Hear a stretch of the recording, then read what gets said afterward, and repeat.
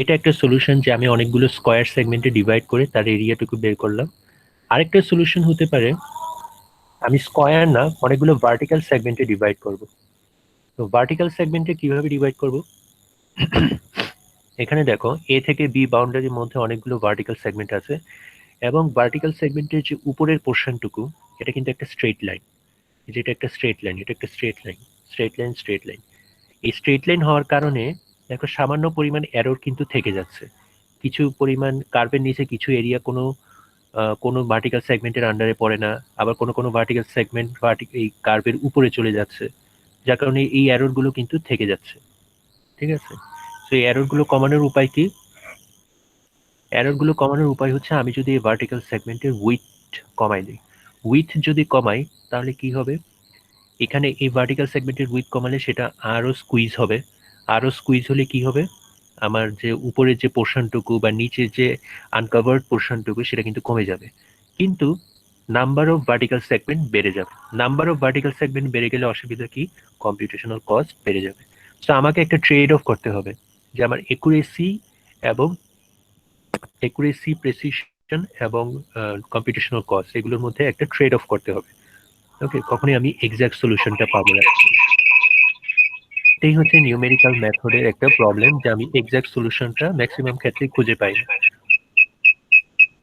ওকে, তো আমরা মাইকটা একটু অফ করে দিই, সবাই একটু সাইলেন্ট থাকি। একটা অ্যাপ্লিকেশন আমরা দেখি। অ্যাপ্লিকেশন হচ্ছে এখানে সাপোজ এখানে অনেকগুলো ডেটা পয়েন্ট দেওয়া আছে। এই ডেটা পয়েন্টগুলো কিন্তু ডিসক্রিট। ডিসক্রিট মানে কি? আমরা যারা সিগন্যাল প্রসেসিং কোর্সটা করে আসছি সেখানে আমরা ডিসক্রিট সিগন্যাল দেখেছি, কন্টিনিউয়াস সিগন্যাল দেখেছি। ডিসক্রিট সিগন্যাল মানে হচ্ছে আমার ডেটা পয়েন্টগুলো ডিসক্রিট হবে, তার মানে নির্দিষ্ট কতগুলো পয়েন্টেই খালি ভ্যালু থাকবে, বাকি অন্য জায়গায় কোনো ভ্যালু থাকবে না। যেমন এখানে i=1 এ একটা ফাংশনের ভ্যালু আছে, i=2 তে একটা ফাংশনের ভ্যালু আছে, বাট এই দুটোর মাঝখানে কোনো ভ্যালু নেই। সেই পয়েন্টগুলো হচ্ছে ডিসক্রিট। সো আমি যদি এই ডিসক্রিট ভ্যালুগুলোর মিন মিন বা অ্যাভারেজ বের করতে চাই, আমাকে কি করতে হবে? এই প্রত্যেকটা পয়েন্টে যে ফাংশনের ভ্যালু, এই ফাংশনের ভ্যালুগুলোকে অ্যাড করে নাম্বার অফ পয়েন্ট দিয়ে ডিভাইড করতে হবে, তাই না? এই যে এই ফর্মুলাটা, প্রত্যেকটা পয়েন্টে যে ফাংশনের ভ্যালু, ওয়াই এর ভ্যালু, এই ওয়াই এর ভ্যালুগুলো সবগুলো অ্যাড করে নাম্বার অফ পয়েন্ট দিয়ে আমি ডিভাইড করব। তো ডিসক্রিট ফাংশনের ক্ষেত্রে এটা খুবই স্ট্রেট ফরওয়ার্ড। সবগুলো ফাংশনের ভ্যালু যোগ করে নাম্বার অফ পয়েন্ট দিয়ে ডিভাইড করলে অ্যাভারেজ বের হয়ে যাবে। বাট কন্টিনিউয়াস ফাংশনের ক্ষেত্রে কি হবে? কন্টিনিউয়াস ফাংশনের ক্ষেত্রে কিন্তু আমরা এই ধরনের কোনো সামেশন করতে পারবো না। কেন করতে পারবো না? কারণ এখানে একটা কন্টিনিউয়াস ফাংশনে ইনফাইনাইট পয়েন্ট পসিবল। এই বাউন্ডারির ভিতরে এ থেকে বি এর মধ্যে ইনফাইনাইট পয়েন্ট আছে। তো আমি ইনফাইনাইট সামেশন তো করতে পারবো না, তাই না? তো আমাকে যেটা করতে হবে এখন, ইন্টিগ্রেশনের হেল্প নিতে হবে। ঠিক আছে, তো একটা কন্টিনিউয়াস ফাংশনের অ্যাভারেজ বলতে আমরা কি বুঝি, সেটা কিভাবে আমরা বের করব?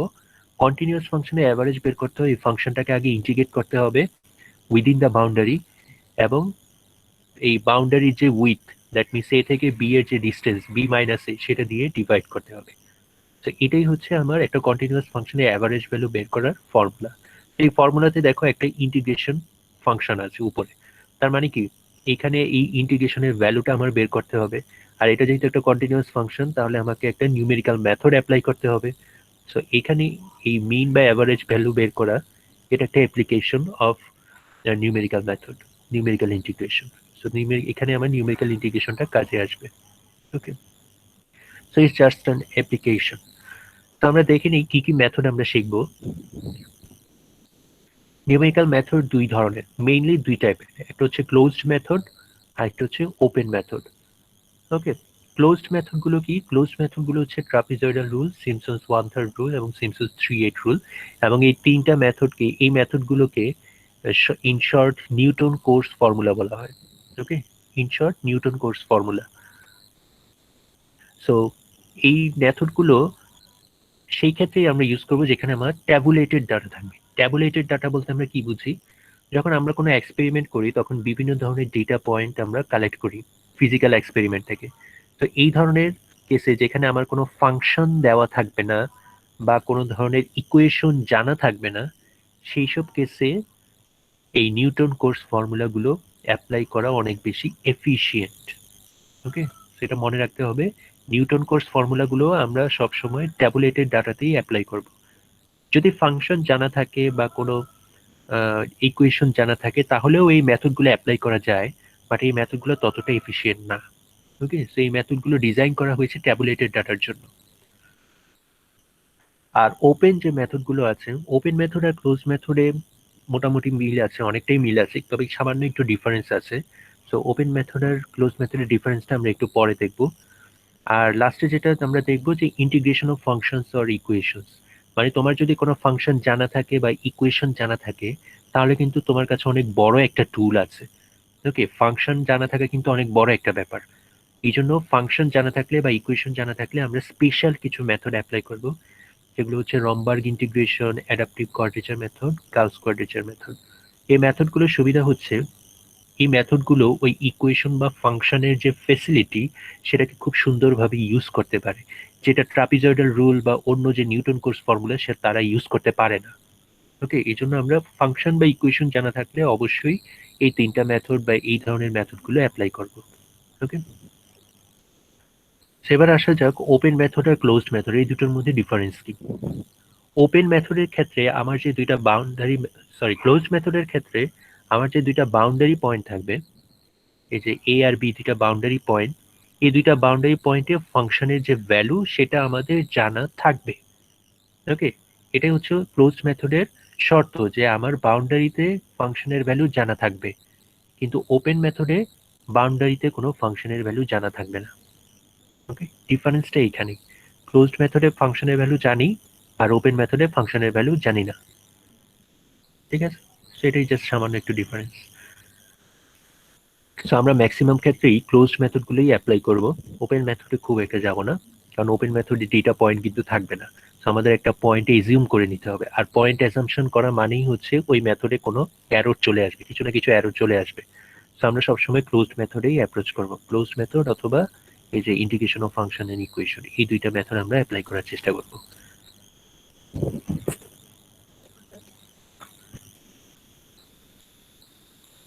সো প্রথম যে নিউটন কোর্স মেথড বা ক্লোজ মেথড সেটা একটু দেখি, সেখানে আসলে আমরা কি করি। তো নিউমেরিক্যাল ইন্টিগ্রেশনের কনসেপ্টটা কিন্তু সব জায়গাতেই সেম, ঠিক মেথডে অ্যাপ্লাই করো না কেন কনসেপ্ট কিন্তু সেম।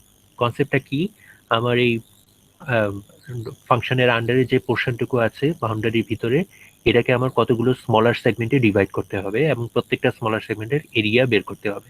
এটাই জাস্ট মেইন কনসেপ্ট। এখন কোন মেথডটা অ্যাপ্লাই করব সেটা ডিপেন্ড করে এই স্মলার সেগমেন্টের শেপের উপর। যেমন এখানে দেখো, এখানে যে একটা স্মলার সেগমেন্ট আমি ডিফাইন করলাম, এখানে টোটাল 3টা সেগমেন্ট আছে। ওকে, দেখো প্রত্যেকটা সেগমেন্টে কিন্তু এক একটা ট্রাপিজয়েড, তাই না? এক একটা ট্রাপিজয়েডের মতো, এই লাইন আর এই লাইন হচ্ছে প্যারালেল, তারপরে এটা হচ্ছে আমার টিল্টেড লাইন, যার কারণে প্রত্যেকটা সেগমেন্ট এক একটা ট্রাপিজয়েড।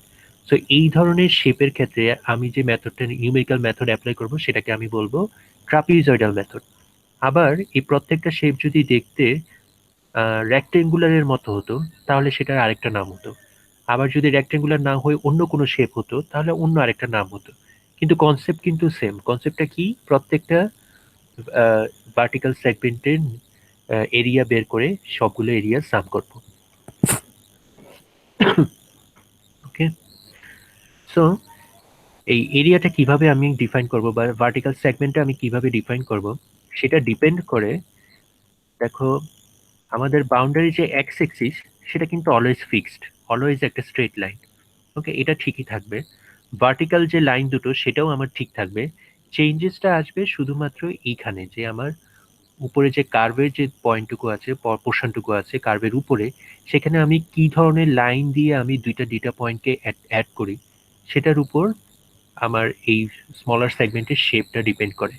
যেমন ধরো এখানে দুইটা ডটের মধ্যে, দুইটা ডেটা পয়েন্টের মধ্যে যে লাইন, আমি যদি একটা স্ট্রেট লাইন টানি তাহলে সেটা কি হবে, সেটা একটা ট্রাপিজয়েড হবে। আর আমি যদি স্ট্রেট লাইন না টেনে কোনো সেকেন্ড অর্ডার পলিনোমিয়াল দিয়ে অ্যাড করি তাহলে সেটা অন্য আরেকটা শেপ হবে। যদি থার্ড অর্ডার পলিনোমিয়াল দিয়ে অ্যাড করি তাহলে আরেকটা শেপ হবে। ওকে, তো যদি স্ট্রেট লাইন হয় বা ফার্স্ট অর্ডার পলিনোমিয়াল হয় সেটাকে আমরা বলবো ট্রাপিজয়েডাল রুল। যদি সেকেন্ড অর্ডার পলিনোমিয়াল হয় তাহলে সেটাকে আমরা বলবো সিম্পসনস ওয়ান থার্ড রুল। যদি থার্ড অর্ডার পলিনোমিয়াল হয় তাহলে সেটাকে বলবো সিম্পসন্স 3/8 রুল। ওকে, সিম্পসন্স 1/3, 3/8 এই নাম্বারগুলো কোথা থেকে আসলো সেটাও আমরা দেখব। ঠিক আছে, সো এটাই হচ্ছে মেইন কনসেপ্ট, যে আমার এই ভার্টিক্যাল যে পোর্শনটুকু তার উপরে কার্ভের উপরে যে দুইটা ডেটা পয়েন্ট থাকবে, এই দুইটা ডেটা পয়েন্টকে কি ধরনের লাইন দিয়ে আমি অ্যাড করব সেটার উপর ডিপেন্ড করে আমার মেথডটার নাম হবে। ঠিক আছে, তো প্রথমে আসো ট্রাপিজয়েডাল রুল। সো ট্রাপিজয়েডাল রুলে আমার কি করতে হবে, এই ফাংশনের উপর যে স্মলার সেগমেন্টগুলো আছে, স্মলার সেগমেন্টের উপরে কার্ভের উপরে পরপর দুইটা ডেটা পয়েন্ট আমরা একটা স্ট্রেট লাইন দিয়ে অ্যাড করব। ওকে, এটাই হচ্ছে আমার কনসেপ্ট। সো স্ট্রেট লাইন দিয়ে অ্যাড করার পরে আমরা কি করব, প্রত্যেকটা ভার্টিক্যাল সেগমেন্টের আলাদা আলাদা এরিয়া বের করব। এখন ট্রাপিজয়েডের এরিয়া বের করার ফর্মুলাটা কি সেটা আমরা সবাই জানি। প্রত্যেকটা ট্রাপিজয়েডের এরিয়া বের করব, তারপর সেটাকে সাম করে দিব। এটাই হচ্ছে ট্রাপিজয়েডাল। সো সেটা কিভাবে করে, যেমন ধরো ফার্স্ট যে ট্রাপিজয়েডটা হবে, ট্রাপিজয়েড, সেটার এরিয়া কত হবে, সেটার এরিয়া বের করার ফর্মুলা হচ্ছে হাফ ইন্টু ভার্টিক্যাল সেগমেন্ট দুটো, ভার্টিক্যাল লাইন দুটোর যে দুইটা প্যারালাল ভার্টিক্যাল লাইন আছে এই দুইটার value, that means F of A plus F of x one, তারপর মাল্টিপ্লাইড বাই এই দুইটা ভার্টিক্যাল সেগমেন্টের ডিস্টেন্স যেটা হচ্ছে এইচ। ওকে, সো এখানে আমরা এজিউম করে নিচ্ছি প্রত্যেকটা ভার্টিক্যাল সেগমেন্টের উইথ সেম, তার মানে তাদের উইথ হচ্ছে এইচ। এখন এখানে যদি n সংখ্যক ট্রাপিজয়েড থাকে তাহলে এইচ এর ভ্যালু কত হবে, এইচ এর ভ্যালু হবে B minus A divided by N. B minus A হচ্ছে টোটাল বাউন্ডারি এবং তার ভিতরে প্রত্যেক টোটাল নাম্বার অফ সেগমেন্ট হচ্ছে n, তাহলে প্রত্যেকটা সেগমেন্টের উইথ হচ্ছে এইচ। তো এইচ এভাবে আমরা ডিফাইন করলাম। তারপরে এই ট্রাপিজয়েডাল ফর্মুলা দিয়ে এ ওয়ান হচ্ছে আমার ফার্স্ট ট্রাপিজয়েডের এরিয়া, সেটা আমি বের করে নিলাম। সিমিলারলি তুমি এ টু বের করতে পারো। এ টু বের করার ফর্মুলা কি হবে, এ টুর জন্য যে ভার্টিক্যাল দুটো সেগমেন্ট থাকবে, ভার্টিক্যাল যে লাইন থাকবে, এই ভার্টিক্যাল লাইন দুটো কোথায় থাকবে, একটা থাকবে এক্স ইকুয়াল টু এক্স ওয়ানে আর একটা থাকবে এক্স ইকুয়াল টু এক্স টুতে। তাহলে এফ অফ এক্স ওয়ান আর এফ অফ এক্স টু এই দুইটা হবে আমার এই দুইটা পয়েন্টের ফাংশনের ভ্যালু, যে f of x one plus F of x two multiplied by তাদের ওদেরকার ডিস্টেন্সটা হচ্ছে এইচ, আর তার আগে হচ্ছে হাফ একটা মাল্টিপ্লায়ার থাকবে।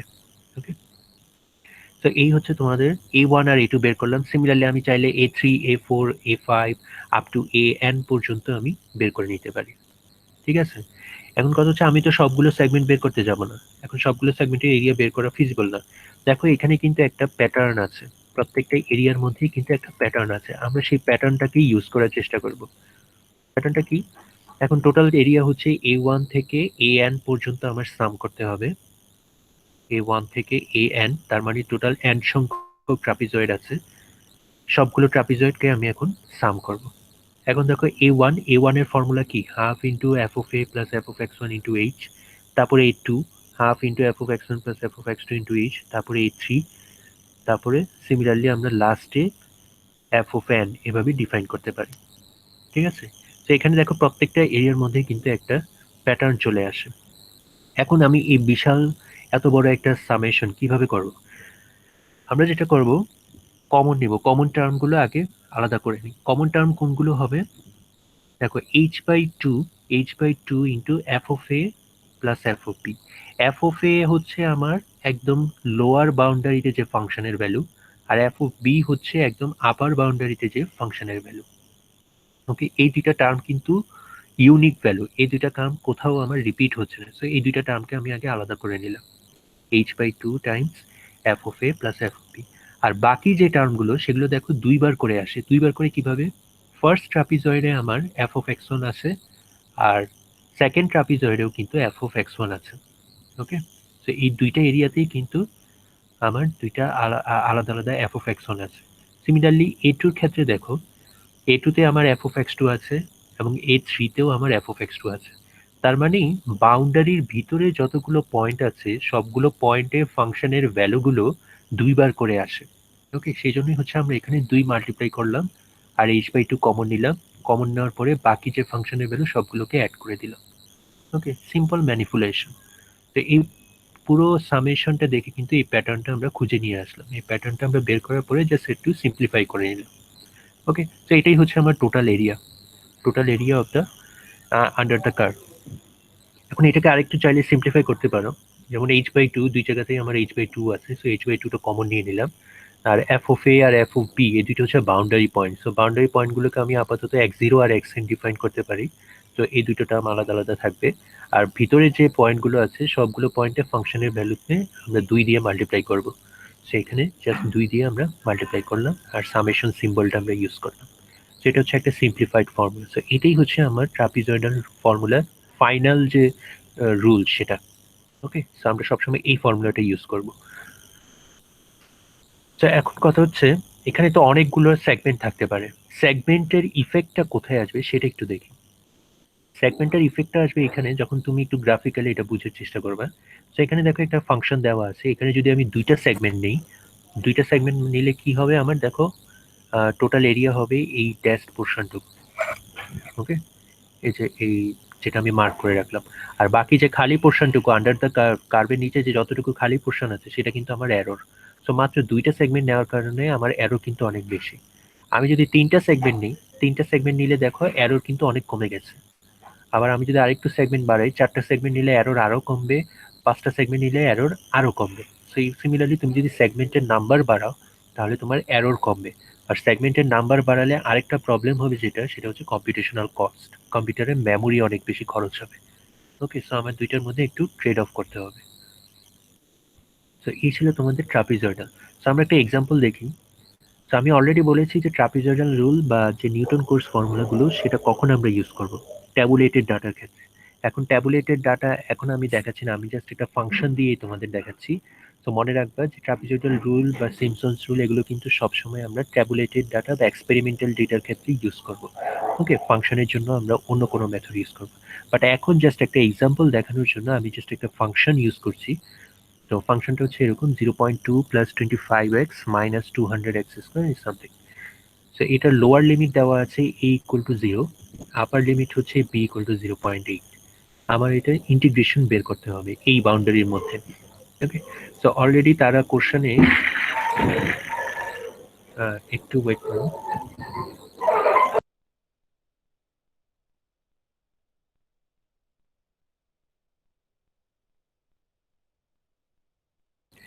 ওকে, সরি ফর দ্য ইন্টারাপশন।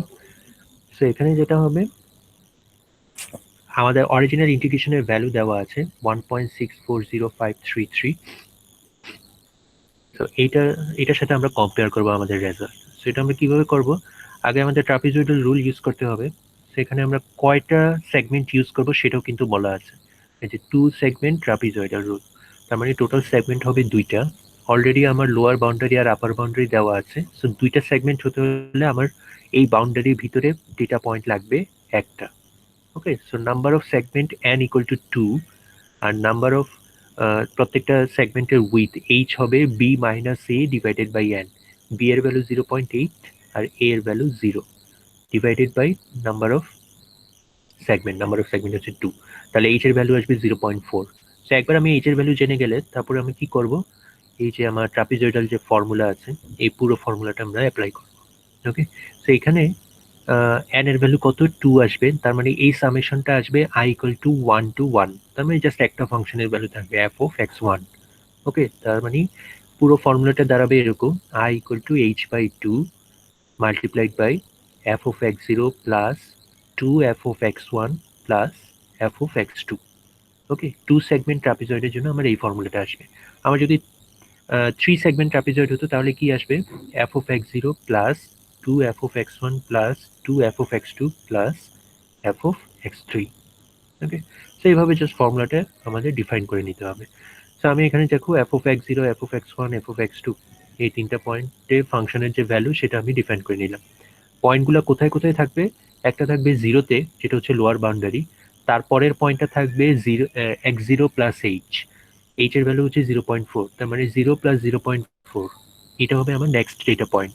তারপরে ডেটা পয়েন্টটা কোথায় হবে, 0.4 প্লাস এইচ, 0.4 প্লাস এইচ কত হবে 0.8। তো আমার এই তিনটা ডেটা পয়েন্টের ফাংশনের ভ্যালু বের করে নিলাম, তারপরে ট্রাপিজয়েডের ফর্মুলাটা অ্যাপ্লাই করলাম, তাহলে টোটাল ভ্যালু আসলো আমার 1.0688। ওকে, সো আমার অরিজিনাল ভ্যালু ছিল, যেটা আমার ট্রু ভ্যালু, যেটা আমার কোশ্চেনে দেওয়া ছিল, সেটা হচ্ছে 1.640533। এটার সাথে যদি আমি কম্পেয়ার করি তাহলে এরর আসছে 34.9%, অনেক বেশি এরর।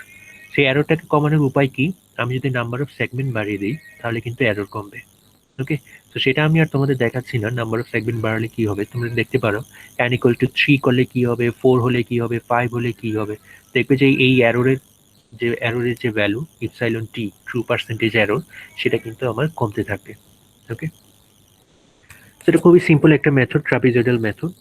তো এটা তোমরা একটু দেখে নিতে পারো এক্সাম্পলটা। আমরা পরের লেসনে চলে যাই। পরের লেসনটা হচ্ছে সিমসন্স রুল। ওকে, সিমসন্স 1/3 রুল বা সিমসন্স 3/8 রুল।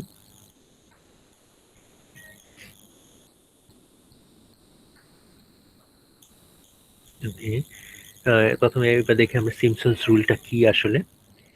যেটা আমি তোমাদের বলেছিলাম যে আমরা কি করি, নিউটন কোটস ফর্মুলাতে আমাদের কার্ভের যে পোর্শনটুকু থাকে, কার্ভের নিচে যে পোর্শনটুকু থাকে, সেটাকে আমরা স্মলার সেগমেন্টে ডিভাইড করে নিই। তারপর প্রত্যেকটা স্মলার সেগমেন্টের এরিয়াকে আমরা সাম করি। এখন স্মলার সেগমেন্টগুলোর যে শেপ, সেই শেপের উপর ডিপেন্ড করে আমার মেথডের নামকরণ করা হয়, মেথডটাকে ডিফাইন করা হয়। এখন আমরা নিউটন, যেটা আমরা ট্রাপিজয়েডাল রুল দেখলাম একটু আগে, সেখানে আমরা পরপর দুইটা সেগমেন্টে, কোনো একটা সেগমেন্টের যে উপরের যে পোর্শনটুকু থাকে, এই উপরের পোর্শনে দুইটা ডেটা পয়েন্টকে আমরা একটা স্ট্রেট লাইন দিয়ে অ্যাড করি। ওকে, যদি স্ট্রেট লাইন দিয়ে অ্যাড করি তাহলে সেটাকে ট্রাপিজয়েডাল রুল বলবো। যদি স্ট্রেট লাইন না হয় অন্য কোনো হায়ার অর্ডার পলিনোমিয়াল দিয়ে অ্যাড করি তাহলে সেটার অন্য নাম হবে। যেমন ধরো আমরা যদি তিনটা ডেটা পয়েন্ট থাকে, পরপর তিনটা ডেটা পয়েন্ট দিয়ে আমরা একটা প্যারাবোলা বা সেকেন্ড অর্ডারের পলিনোমিয়াল ডিফাইন করতে পারি। ওকে, ট্রাপিজয়েডাল রুলের ক্ষেত্রে আমরা যেহেতু স্ট্রেট লাইন দিয়ে অ্যাড করছিলাম, সেজন্য আমার পরপর দুইটা পয়েন্ট লাগতো। কিন্তু এই ক্ষেত্রে যখন আমি সেকেন্ড অর্ডারের পলিনোমিয়াল অ্যাড করতে যাব, আমার কিন্তু পরপর তিনটা ডেটা পয়েন্ট লাগবে। ওকে, এই তিনটা ডেটা পয়েন্ট দিয়ে আমি একটা প্যারাবোলা ফিট করব। প্যারাবোলা মানে হচ্ছে একটা সেকেন্ড অর্ডারের পলিনোমিয়াল। ওকে, তো তার মানে ট্রাপিজয়েডাল রুলের ক্ষেত্রে আমার দুইটা ডেটা পয়েন্ট লাগতো, আর প্যারাবোলা ফিটিং এর ক্ষেত্রে আমার তিনটা ডেটা পয়েন্ট লাগবে। সিমিলারলি আমি চাইলে হায়ার অর্ডার পলিনোমিয়াল, ধরো কিউবিক পলিনোমিয়াল অ্যাড করতে চাই, তখন আমার কয়টা ডেটা পয়েন্ট লাগবে? চারটা ডেটা পয়েন্ট লাগবে। তো এটা আমরা অলরেডি জানি যে কতগুলো পয়েন্ট থাকলে আমি কত অর্ডারের পলিনোমিয়াল ফিট করতে পারি। যতটা ডেটা পয়েন্ট থাকবে, ফিটেড পলিনোমিয়ালের অর্ডার তার চেয়ে কম হবে, এক কম হবে। ওকে, আমার যদি চারটা ডেটা পয়েন্ট থাকে, তাহলে ম্যাক্সিমাম কত অর্ডারের পলিনোমিয়াল আমি ফিট করতে পারবো? 3 অর্ডার, থার্ড অর্ডার। ওকে, আর যদি আমার তিনটে ডেটা পয়েন্ট থাকে, তাহলে ম্যাক্সিমাম আমি সেকেন্ড অর্ডারের পলিনোমিয়াল ফিট করতে পারবো। ওকে, সো এটা তোমাদের অলরেডি জানা আছে। আমি এবার দেখি যে এই প্যারাবোলা বা কিউবিক পলিনোমিয়াল বা হায়ার অর্ডার পলিনোমিয়াল ফিট করার যে ক্রাইটেরিয়া, সেটা কিভাবে আমি ইন্টিগ্রেশনে অ্যাপ্লাই করব। ওকে, প্রথমে আসি সিমসন্স 1/3 রুল। সিমসন্স 1/3 রুল যেভাবে কাজ করে, আমার এই উইদিন দ্য বাউন্ডারি এ থেকে বি এর মধ্যে ডেটা পয়েন্ট কতগুলো থাকবে, তার মধ্যে তিনটা করে ডেটা পয়েন্ট নিব, এবং ওই তিনটা ডেটা পয়েন্টের থ্রোতে আমি একটা সেকেন্ড অর্ডারের পলিনোমিয়াল ফিট করব। ওকে, তো এই জন্য এটাকে আমি নাম দিচ্ছি f2 of x। f2 of মানে হচ্ছে আমরা একটা সেকেন্ড অর্ডারের পলিনোমিয়াল ফিট করব প্রত্যেকটা ভার্টিক্যাল সেগমেন্টে।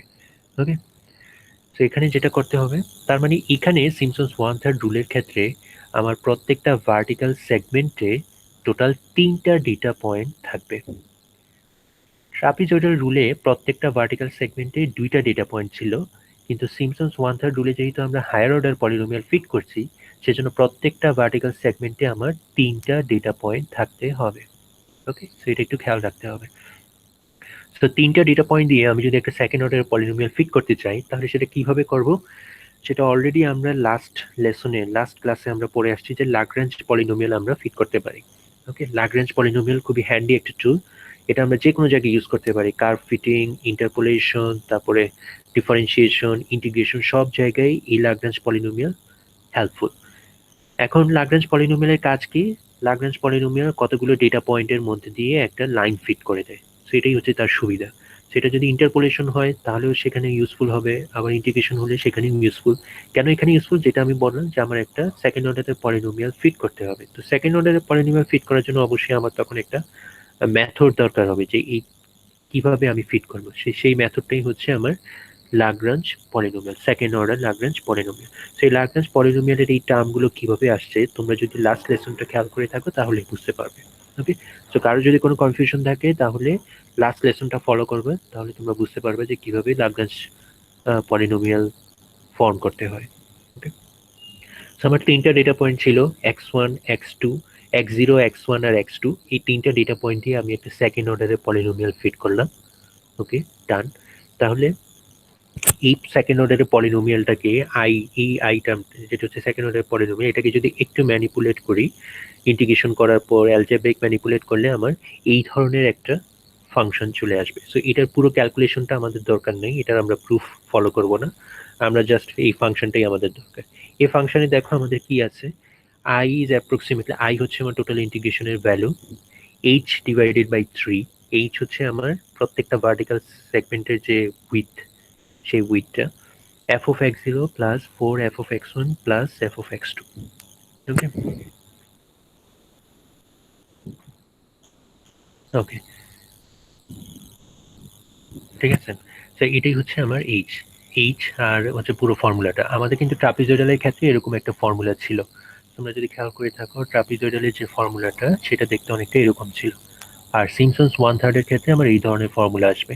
তো এটাকে কেন সিমসন্স 1/3 রুল বলা হয়, কারণ হচ্ছে আমার দেখো এই পুরো ফাংশনে প্রথমে কিন্তু একটা মাল্টিপ্লায়ার হিসেবে 1/3 আছে, এই 1/3 থাকার জন্যই এটাকে বলা হচ্ছে সিমসন্স 1/3 রুল।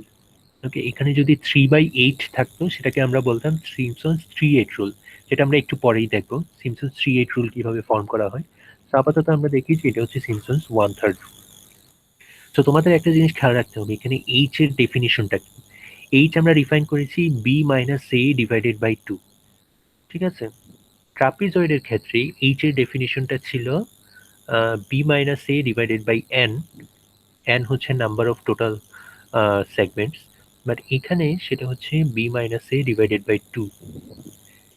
এটা কেন আমি 2 দিলাম, বা এখানে কেন এন আসবে না, এন আসবে সেটা আমরা একটু পরেই দেখব।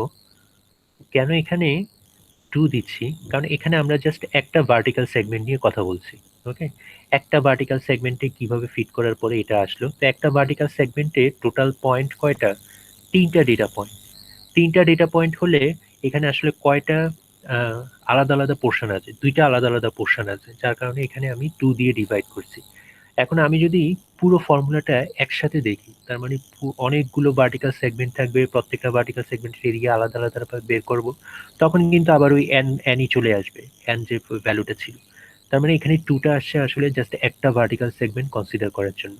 আমি যখন পুরো কার্ভটা একসাথে কনসিডার করব তখন কিন্তু ফর্মুলাটা আগের মতোই থাকবে, h equal to b minus A divided by n. Okay, so h এর ডেফিনিশন কিন্তু কখনোই চেঞ্জ হবে না, এইচ এর ডেফিনিশন আগে যেটা ছিল এখনো ঠিক সেটাই আছে। ওকে, সো এই ফর্মুলাটা দেখে কেউ আবার কনফিউজড হয়ে যেও না, এখানে কেন আমি 2 বসালাম। এটা আসলে জাস্ট একটা ভার্টিক্যাল সেগমেন্ট কনসিডার করার জন্য এখানে আমি 2 বসাচ্ছি। ওকে, সো এটা হচ্ছে আমার এইচ এর ডেফিনিশন। তারপর আমি প্রত্যেকটা ভার্টিক্যাল সেগমেন্টের আলাদা আলাদা ভ্যালু বের করে সেগুলোকে অ্যাড করব। এখন দেখো প্রথম ইন্টিগ্রেশনটা হবে x0 থেকে x2 পর্যন্ত, কারণ x0 থেকে x2 পর্যন্ত 3টা ডেটা পয়েন্ট। তারপরে ইন্টিগ্রেশনটা হবে x2 থেকে x4 পর্যন্ত, কারণ এখানে 3টা পয়েন্ট। তারপরে ইন্টিগ্রেশনটা হবে তারপরের ভার্টিক্যাল সেগমেন্ট, তারপরে 3টা ডেটা পয়েন্টের জন্য, সেটা হচ্ছে সেটা হবে x4 থেকে x6 পর্যন্ত। এভাবে করে 3টা করে ডেটা পয়েন্ট নিয়ে আমি প্রত্যেকটা ভার্টিক্যাল সেগমেন্টের ভ্যালু বের করব, এরিয়া বের করব। এরিয়াগুলো হবে সিমসন্স 1/3 রুল ইউজ করে, ঠিক আছে। সেভাবে আমি তারপর প্রত্যেকটা এরিয়া অ্যাড করে দিব। তো এখানে আমার কোন ফর্মুলাটা ইউজ করব, প্রত্যেকটা ভার্টিক্যাল সেগমেন্টের এরিয়া হচ্ছে এটা, তাহলে আমার প্রত্যেকটা ভার্টিক্যাল সেগমেন্টে এরকম করে একটা করে ফাংশন থাকবে, এই সবগুলো ফাংশনকে আলাদা আলাদা করে অ্যাড করতে হবে। এই যে প্রথম এরিয়া, তারপর সেকেন্ড এরিয়া, তারপর থার্ড এরিয়া, সেভাবে করে প্রত্যেকটা এরিয়াকে আমি সাম করব। সেটাকে যদি একটু ম্যানিপুলেট করি, ম্যানিপুলেট করার পরে ফাংশনটা আসবে এরকম। ওকে, দেখো আমাদের ট্রাপিজয়েডাল রুলের যে ফর্মুলাটা ছিল সেটা দেখতে ছিল এইরকম, I equal to h by 2 something. আর সিমসন্স 1/3 রুলের যে ফর্মুলা সেটা দেখতে হচ্ছে এরকম, একটু কমপ্লেক্স বাট খুবই হ্যান্ডফুল। কেন হ্যান্ডফুল, দেখো এখানে প্রথমে আমার বি মাইনাস এ থাকবে, নিচে থাকবে আমার 3n। তো তোমরা এভাবে মনে রাখতে পারো যে এটা সিমসন্স 1/3 রুল, তার মানে 3টা করে ডেটা পয়েন্ট লাগবে, সেজন্য এই 3 ফ্যাক্টরটা আসলো। তারপরে আমার এফ অফ এক্স জিরো আর এফ অফ এক্স এন, এই দুইটা হচ্ছে আমার boundary data point, boundary data পয়েন্টের যে ফাংশনের ভ্যালু। ট্রাপিজয়েডাল রুলেও কিন্তু এরকম ছিল, f of x zero plus F of x n. Okay, so এখানেও কিন্তু সেম কাজটাই আছে। তারপরে আমার ভিতরে যে ডেটা পয়েন্টগুলো থাকবে সেটার জন্য আমার দুইটা আলাদা আলাদা টার্ম থাকবে। অড নাম্বার অফ ডেটা পয়েন্টগুলো, যেমন আই ইকুয়াল টু 1, 3, 5, এই অড নাম্বার অফ ডেটা পয়েন্টের জন্য যে মাল্টিপ্লাইং ফ্যাক্টর সেটা হচ্ছে 4, আর যে even number of data point যেমন 2, 4, 6 এগুলোর জন্য মাল্টিপ্লাইং ফ্যাক্টর হচ্ছে 2। ওকে, সো এইভাবে শর্টকাটে তোমরা এই ফর্মুলাটা মনে রাখতে পারো। সো আমাদের এই ফর্মুলার প্রুফ কিন্তু লাগবে না, কিন্তু আমাদের এই ফর্মুলাটা লাগবে। ওকে, এই ফর্মুলাটা তোমাদের মনে রাখতে হবে, ঠিক আছে? সো এটাই হচ্ছে আমার সিম্পসনস ওয়ান থার্ড রুল। এখন দেখো সিম্পসনস ওয়ান থার্ড রুলের মানে এটা কেন বেশি ইউজফুল। দেখো এখানে আমার যে কার্ভ ছিল, কার্ভটা কিন্তু এখানে কিন্তু পরপর দুইটা ডেটা পয়েন্টের মধ্যে যে অরিজিনাল কার্ভ সেটার মধ্যে কিন্তু কোনো অনেক কার্ভেচার আছে। সো আমি যদি একটা স্ট্রেট লাইন দিয়ে অ্যাড করি তাহলে কিন্তু সেটা ওই কার্ভেচারকে ক্যাপচার করতে পারবে না। এই প্রপার্টিটাকে ভালোভাবে ক্যাপচার করার জন্য আমার হায়ার অর্ডার পলিনোমিয়াল দিয়ে এই ডেটা পয়েন্টগুলোকে অ্যাড করতে হবে। সো এই ওয়ান থার্ড রুল অ্যাপ্লাই করার কারণে দেখো আমার প্রত্যেকটা ভার্টিক্যাল সেগমেন্টের উপরের যে পোর্শনটুকু সেটা একদম অরিজিনাল লাইনের সাথে কিন্তু ওভারল্যাপ করছে, যার কারণে আমার এরর কিন্তু অনেক কম হবে। ওকে, সেটাই হচ্ছে আমার হায়ার অর্ডার পলিনোমিয়াল দিয়ে অ্যাড করার সুবিধা। এখন আমি চাইলে আরো বেশি হায়ার অর্ডারের পলিনোমিয়াল অ্যাড করতে পারি, যেমন সিম্পসনস 3/8 রুল বা হায়ার অর্ডার, কিন্তু সেটা সবসময় ইউজফুল না। কেন? কারণ অর্ডার বেশি বাড়ালেই যে সবসময় তোমার একুরেসি বাড়বে, ব্যাপারটা কিন্তু সেরকম না। সো আমরা most of the case normal প্রবলেমগুলোর ক্ষেত্রে সিম্পসনস ওয়ান থার্ড রুলই অ্যাপ্লাই করি। সিম্পসনস 3/8 রুলে যাওয়ার আমাদের দরকার হয় না। সিম্পল সিম্পসনস ওয়ান থার্ড রুলই এনাফ। ওকে, তারপর আমি তোমাদের সিম্পসনস 3/8 রুল দেখাবো যে সেটা কিভাবে কাজ করে। সো একটা এক্সাম্পল দেখি। এক্সাম্পল হিসেবে আমরা আগের যে এক্সাম্পলটা ছিল যেটা আমরা ট্রাপিজয়েডাল রুলে অ্যাপ্লাই করে আসছি, তো সেই একই এক্সাম্পল আমরা দেখি। সো এখানে আমাদের এই ফাংশনটা দেওয়া আছে, লোয়ার আর আপার বাউন্ডারি দেওয়া আছে, এক্সাক্ট ভ্যালুও দেওয়া আছে। আমাকে just Simpson's one third rule use করতে হবে। আর এখানে নাম্বার অফ সেগমেন্ট বলা আছে 4টা। ওকে, সো এন এর ভ্যালু 4 হবে, এইচ এর ভ্যালু আমরা ফর্মুলা থেকে বের করলাম। তারপরে ভিতরে যতগুলো ডেটা পয়েন্ট থাকবে সবগুলো ডেটা পয়েন্টের লোকেশন আগে ডিফাইন করতে হবে। লোকেশনটা কিভাবে ডিফাইন করব? একদম লোয়ার বাউন্ডারি লোকেশন হচ্ছে 0, তাহলে তার পরের বাউন্ডারি পরে যে ডেটা পয়েন্ট সেটা কোথায় থাকবে? 0 প্লাস এইচ, তার মানে 0 প্লাস 0.2, এই যে 0.2। তারপরের ডেটা পয়েন্টে থাকবে 0.2 প্লাস এইচ, তার মানে 0.4, তারপরে 0.6, তারপরে 0.8। তো এই ডেটা পয়েন্টগুলোতে ফাংশনের ভ্যালু আমি আগে বের করে নিলাম। ওকে, বের করার পরে তো জাস্ট একদম ফর্মুলাতে বসিয়ে দেবো, ফর্মুলাতে বসিয়ে দিলে দেখো এক্সাক্ট সলিউশনটা আমি পেয়ে যাবো। তো এখানে আমার রেজাল্ট আসছে 1.623467, এবং অরিজিনাল রেজাল্টের সাথে যদি আমি কম্পেয়ার করি তাহলে পার্সেন্ট রিলেটিভ এরর আসবে 1.04%। ওকে, অনেক কম। তো একই এক্সাম্পল যদি আমি ট্রাপিজয়েডের ক্ষেত্রে ইউজ করতাম, এন এর ভ্যালু যদি এখানে 4 ধরতাম, তাহলে দেখতে এই এররটা কিন্তু অনেক বেশি আসতো। ওকে, কারণ ট্রাপিজয়েডে আমরা একটা স্ট্রেট লাইন দিয়ে দুইটা ডেটা পয়েন্টকে অ্যাড করি, কিন্তু সিম্পসনস ওয়ান থার্ড রুলে আমরা একটা পলিনোমিয়াল বা সেকেন্ড অর্ডারের পলিনোমিয়াল বা প্যারাবোলা দিয়ে অ্যাড করি, যার কারণে আমার এররটা অনেক কমে যায়। ওকে, তো এটাই হচ্ছে আমার সিম্পসনস ওয়ান থার্ড রুল। এবার আসো সিম্পসনস 3/8 রুল।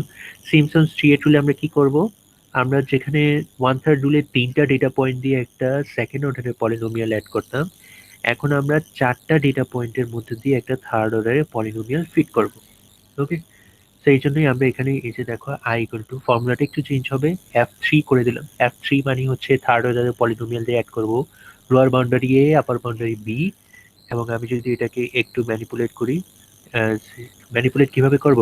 আমাকে আবার ওই থার্ড অর্ডারের লাগরাঞ্জ পলিনোমিয়াল ডিফাইন করতে হবে, তারপর লাগরাঞ্জ পলিনোমিয়ালটাকে এই ইন্টিগ্রেশনের ভিতরে বসাতে হবে, অ্যানালাইটিক্যাল ক্যালকুলেশন করতে হবে, তারপরে একটু মডিফাই করতে হবে। মডিফাই করার পরে আমি জাস্ট এই ফাইনাল ফর্মুলাতে চলে আসবো। I is approximately 3h divided by 8, তারপরে ভিতরে যে ভ্যালুগুলো। ওকে, সো এটা হচ্ছে জাস্ট একটা ভার্টিক্যাল সেগমেন্টের যে এরিয়া তার ফর্মুলা। ওকে, ট্রাপিজয়েডের ক্ষেত্রে এই ফর্মুলাটা বের করা অনেক ইজি ছিল, কারণ ট্রাপিজয়েডের যে এরিয়া অ্যানালাইটিক্যাল যে ফর্মুলা সেটা আমাদের জানা ছিল। কিন্তু এই ক্ষেত্রে সিম্পসনস ওয়ান থার্ড রুল আর 3/8 রুলের ক্ষেত্রে কিন্তু এক্সাক্ট এরিয়াটা আমরা জানি না। সেই জন্য আমাদের ওই লাগরাঞ্জ ফর্মুলা বসিয়ে তারপরে আবার ক্যালকুলেট করে মডিফাই করে অ্যানালাইটিক্যাল ক্যালকুলেশনের পরে আমি জাস্ট ফাইনাল ফর্মুলাটা পেলাম। ওকে, সো এই পুরো ক্যালকুলেশনটা তোমাদের জানার দরকার নেই, তোমাদের জাস্ট এই ফাইনাল ফর্মুলাটাই জানার দরকার। সো এখানে এইচ হচ্ছে জাস্ট একটা ভার্টিক্যাল সেগমেন্টের যে ডিস্টেন্স, উইথ, সেই উইথটা বের করার ফর্মুলা কি? B minus A divided by 3। আমি যখন পুরো কার্ভটা একসাথে কনসিডার করব, এইচ এর ফর্মুলাটা দাঁড়াবে b minus A divided by n. Okay, n সংখ্যক ডেটা পয়েন্ট। তো এটাই হচ্ছে আমার সিমসন্স থ্রিয়েট রুলের একটা ভার্টিক্যাল সেগমেন্টের যে এরিয়া সেটা। এখন যদি আমি সিমসন্স থ্রিয়েট রুলটাকে পুরো কার্ভের জন্য অ্যাপ্লাই করি তাহলে আমার ফর্মুলাটা দাঁড়াবে অনেকটা। ফর্মুলাটা আমরা ডিফাইন করতে পারবো, সেটা আপাতত তোমাদের দেখাচ্ছি না। তো তোমাদের জাস্ট এইটাই দেখার জন্য যে কিভাবে আমার থ্রিয়েট রুলটা আসে আর কি। তো থ্রিয়েট রুলে দেখো f of x zero f of x c, তার মানে দুইটা বাউন্ডারি পয়েন্টের ফাংশনের ভ্যালু, আর ভিতরে থাকবে যে ফাংশনের যে ডেটা পয়েন্টগুলো থাকবে সেগুলোকে আমি জাস্ট মাল্টিপ্লাইং ফ্যাক্টর হিসেবে থ্রি ইউজ করবো। ওকে, আর এখানে দেখো এইচ এর সাথে একটা মাল্টিপ্লাইং ফ্যাক্টর আছে পুরো ফাংশনের সাথে 3/8। এই 3/8 থাকার কারণেই এই পুরো মেথডটার নাম হচ্ছে সিমসন 3/8 রুল। ওকে, তো এটা ছিল সিমসন 3/8 রুল। সো আমরা আর ডিটেলসে যাচ্ছি না, সো আমরা জাস্ট একটু কম্পেয়ার করি। সিমসন 3/8 রুলটা যদি আমার হায়ার অর্ডার পলিনোমিয়াল দিয়ে ফর্ম করা, কিন্তু মোস্ট অফ দ্য কেস আমরা 1/3 রুলই অ্যাপ্লাই করি। তারপরেও অনেক সময় দেখা যায় যে কোনো কোনো মেথডে বা প্রবলেমে আমরা দুইটা মেথড একসাথে অ্যাপ্লাই করি, মানে 1/3 রুলও অ্যাপ্লাই করি আবার 3/8 রুলও অ্যাপ্লাই করি। ওকে, অনেক সময় দেখা যায় আমার যে ইভেন নাম্বার অফ সেগমেন্ট আছে সেগুলোতে আমরা 1/3 রুল অ্যাপ্লাই করি, আর যে অড নাম্বার অফ সেগমেন্ট আছে সেগুলোতে আমরা 3/8 রুল অ্যাপ্লাই করি। এটাও হতে পারে, কোনো সমস্যা নেই। আবার অনেক সময় আমরা একই প্রবলেমে ট্রাপিজয়েডাল রুল, 1/3 রুল, 3/8 রুল তিনটা মেথড একসাথে অ্যাপ্লাই করি, সেটাও পসিবল। ওকে, সো যেটা দিয়ে তোমাদের করতে সুবিধা হবে। সো এটা কখন আমরা কম্বিনেশনটা ইউজ করি, যখন আমাদের ডেটা পয়েন্টগুলোর মধ্যে যে ডিস্টেন্স হচ্ছে এইচ, তো এই এইচটা যখন ইউনিফর্ম হবে না তখন আমরা এই ধরনের কম্বিনেশন ইউজ করি। ওকে, নন ইউনিফর্মিটির ক্ষেত্রে, নন ইউনিফর্ম ডেটা ডিস্ট্রিবিউশনের ক্ষেত্রে আমরা এই সবগুলো মেথডকে একসাথে অ্যাপ্লাই করার চেষ্টা করি। ঠিক আছে, তো এখানে জাস্ট আমি তোমাদের একটু একটা চার্ট দিয়েছি যে ট্রাপিজয়েডাল রুল যখন আমি ইউজ করব তখন সেটা হচ্ছে আমার যে জাস্ট দুইটা ডেটা পয়েন্ট ইউজ করবো, তারপর সিমসন্স 1/3 রুলের ক্ষেত্রে তিনটা ডেটা পয়েন্ট ইউজ করবো, 3/8 রুলের ক্ষেত্রে চারটা ডেটা পয়েন্ট। হায়ার অর্ডার পলিনোমিয়ালের ক্ষেত্রে যেমন হচ্ছে বোলস রুল নামে একটা স্পেশাল মেথড আছে যেখানে আমরা 5টা ডেটা পয়েন্ট ইউজ করি, এবং ইন দ্যাট কেস আমাদের যে একটা সেগমেন্টের যে এরিয়া সেই এরিয়াটা হচ্ছে দেখতে এরকম। ওকে, তো এটা একটা জাস্ট সামারি আর কি। তোমরা এই কোডের মধ্যে জাস্ট আমরা এই ফর্মুলাগুলি ইউজ করব, আমরা এই ডিটেলস প্রুফে আর যাবো না। ঠিক আছে, তো এবার আসি তার পরের মেথড, যেটা হচ্ছে লেসন 34-এ।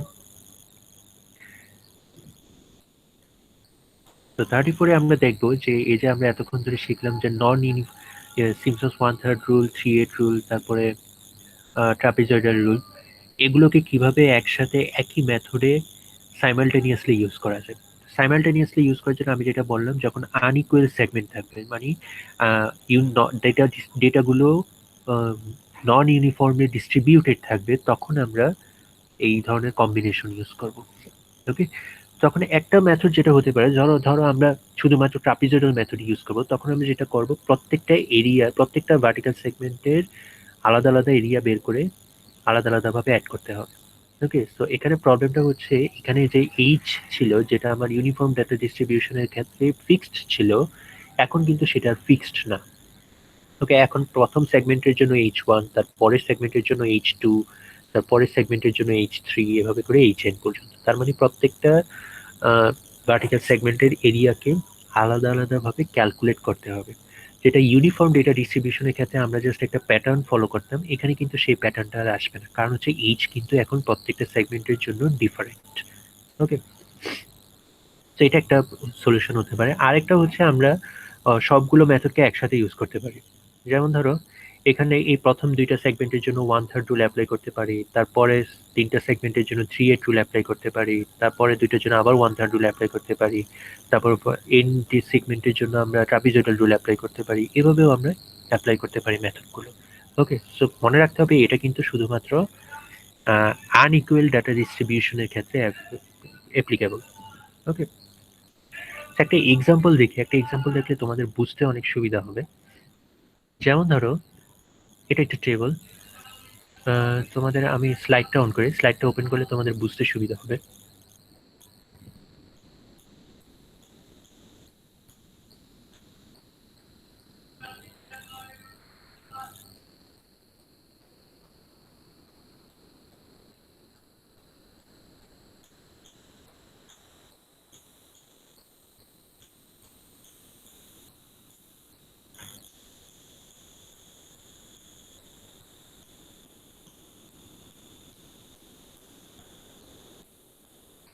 ওকে, তাহলে আমি স্লাইডটা ওপেন করলাম। আমি তোমাদের এই এক্সাম্পলটা একটু শো করি। এখানে তোমার অনেকগুলো ডেটা পয়েন্ট আছে এবং ডেটা পয়েন্টগুলো কিন্তু নন ইউনিফর্মলি ডিস্ট্রিবিউটেড। নন ইউনিফর্মলি কিভাবে ডিস্ট্রিবিউটেড দেখো, এখানে জিরোর পরে তারপরে ডেটা পয়েন্টটা হচ্ছে 0.12, তার মানে ডিস্টেন্স কত, ডিস্টেন্স হচ্ছে 0.12। তারপরে ডেটা পয়েন্টটা হচ্ছে 0.22, ডিস্টেন্স হচ্ছে 0.10। তারপরে ডেটা পয়েন্ট 0.32, ডিস্টেন্স 0.10। তার ডেটা পয়েন্ট 0.36, ডিস্টেন্স হচ্ছে 0.04। এভাবে করে ডেটা পয়েন্টগুলো কিন্তু নন ইউনিফর্মলি ডিস্ট্রিবিউটেড। ওকে, সো এটা আমি কিভাবে সলভ করব? একটা ওয়ে হতে পারে, আমি ধরো ট্রাপিজয়েডাল রুল ইউজ করলাম, আমি প্রত্যেকটা সেগমেন্টের আলাদা আলাদা করে উইথ বের করে এই পরপর দুইটা ডেটা পয়েন্ট নিয়ে একটা এরিয়া সেটা বের করলাম, তারপরে দুইটা পয়েন্ট নিয়ে আরেকটা এরিয়া সেটা বের করলাম, তারপরে সবগুলো এরিয়াকে অ্যাড করে দিতে পারি। তো এটা করলে যে অসুবিধা সেটা শুধুমাত্র ট্রাপিজয়েডাল রুল ইউজ করলে এরর কিন্তু অনেক বেশি হবে। সো আমরা যেটা করব, 1/3 রুল, 3/8 রুল সেগুলোকেও কনসিডারেশনে নিয়ে আসবো। সেটা কিভাবে করব? ধরো মূল কনসেপ্টটা কিন্তু সেম। সো প্রথমে আমরা ট্রাপিজয়েডাল রুল ইউজ করে এভাবে বের করতে পারি যেখানে আমার এরর অনেক বেশি আসবে, কিন্তু সেটা না করে আমরা এখন করবো কি, 1/3 রুল বা 3/8 রুল সেটা আমরা দেখবো। তো সেটা কিভাবে করা যায় সেটা একটু দেখি।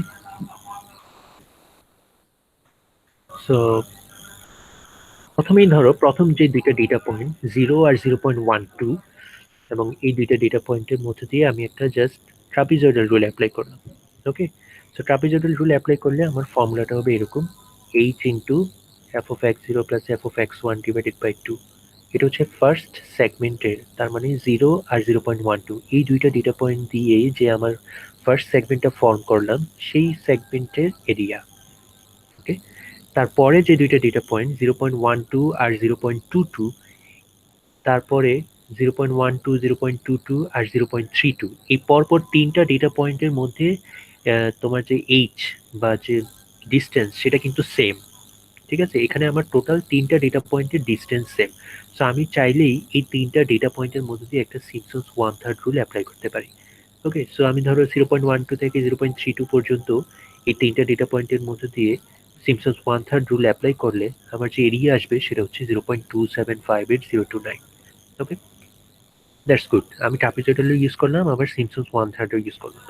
তারপরে যাই, তারপরে দেখো তারপরে কি আসবে, এই 0.32 থেকে 36 এর মধ্যে ডিস্টেন্স হচ্ছে 0.04, আবার 36 থেকে 40 এর ডিস্টেন্স হচ্ছে 0.04।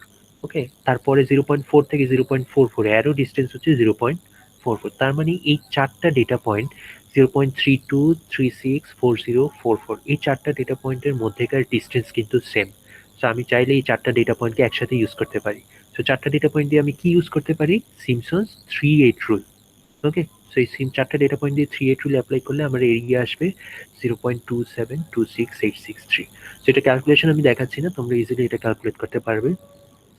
তারপরে আমরা ফার্দার যাই, ফার্দার কি 0.44 থেকে 0.54 আর 0.54 থেকে 0.64 এই তিনটা ডেটা পয়েন্টের মধ্যেও কিন্তু ডিস্টেন্স সেম 0.10 করে। সো আমি চাইলে এই তিনটা ডেটা পয়েন্টের মধ্যে দিয়ে একটা 1/3 রুল অ্যাপ্লাই করতে পারি। সো 1/3 রুল অ্যাপ্লাই করলে এরিয়া আসবে 0.6684701।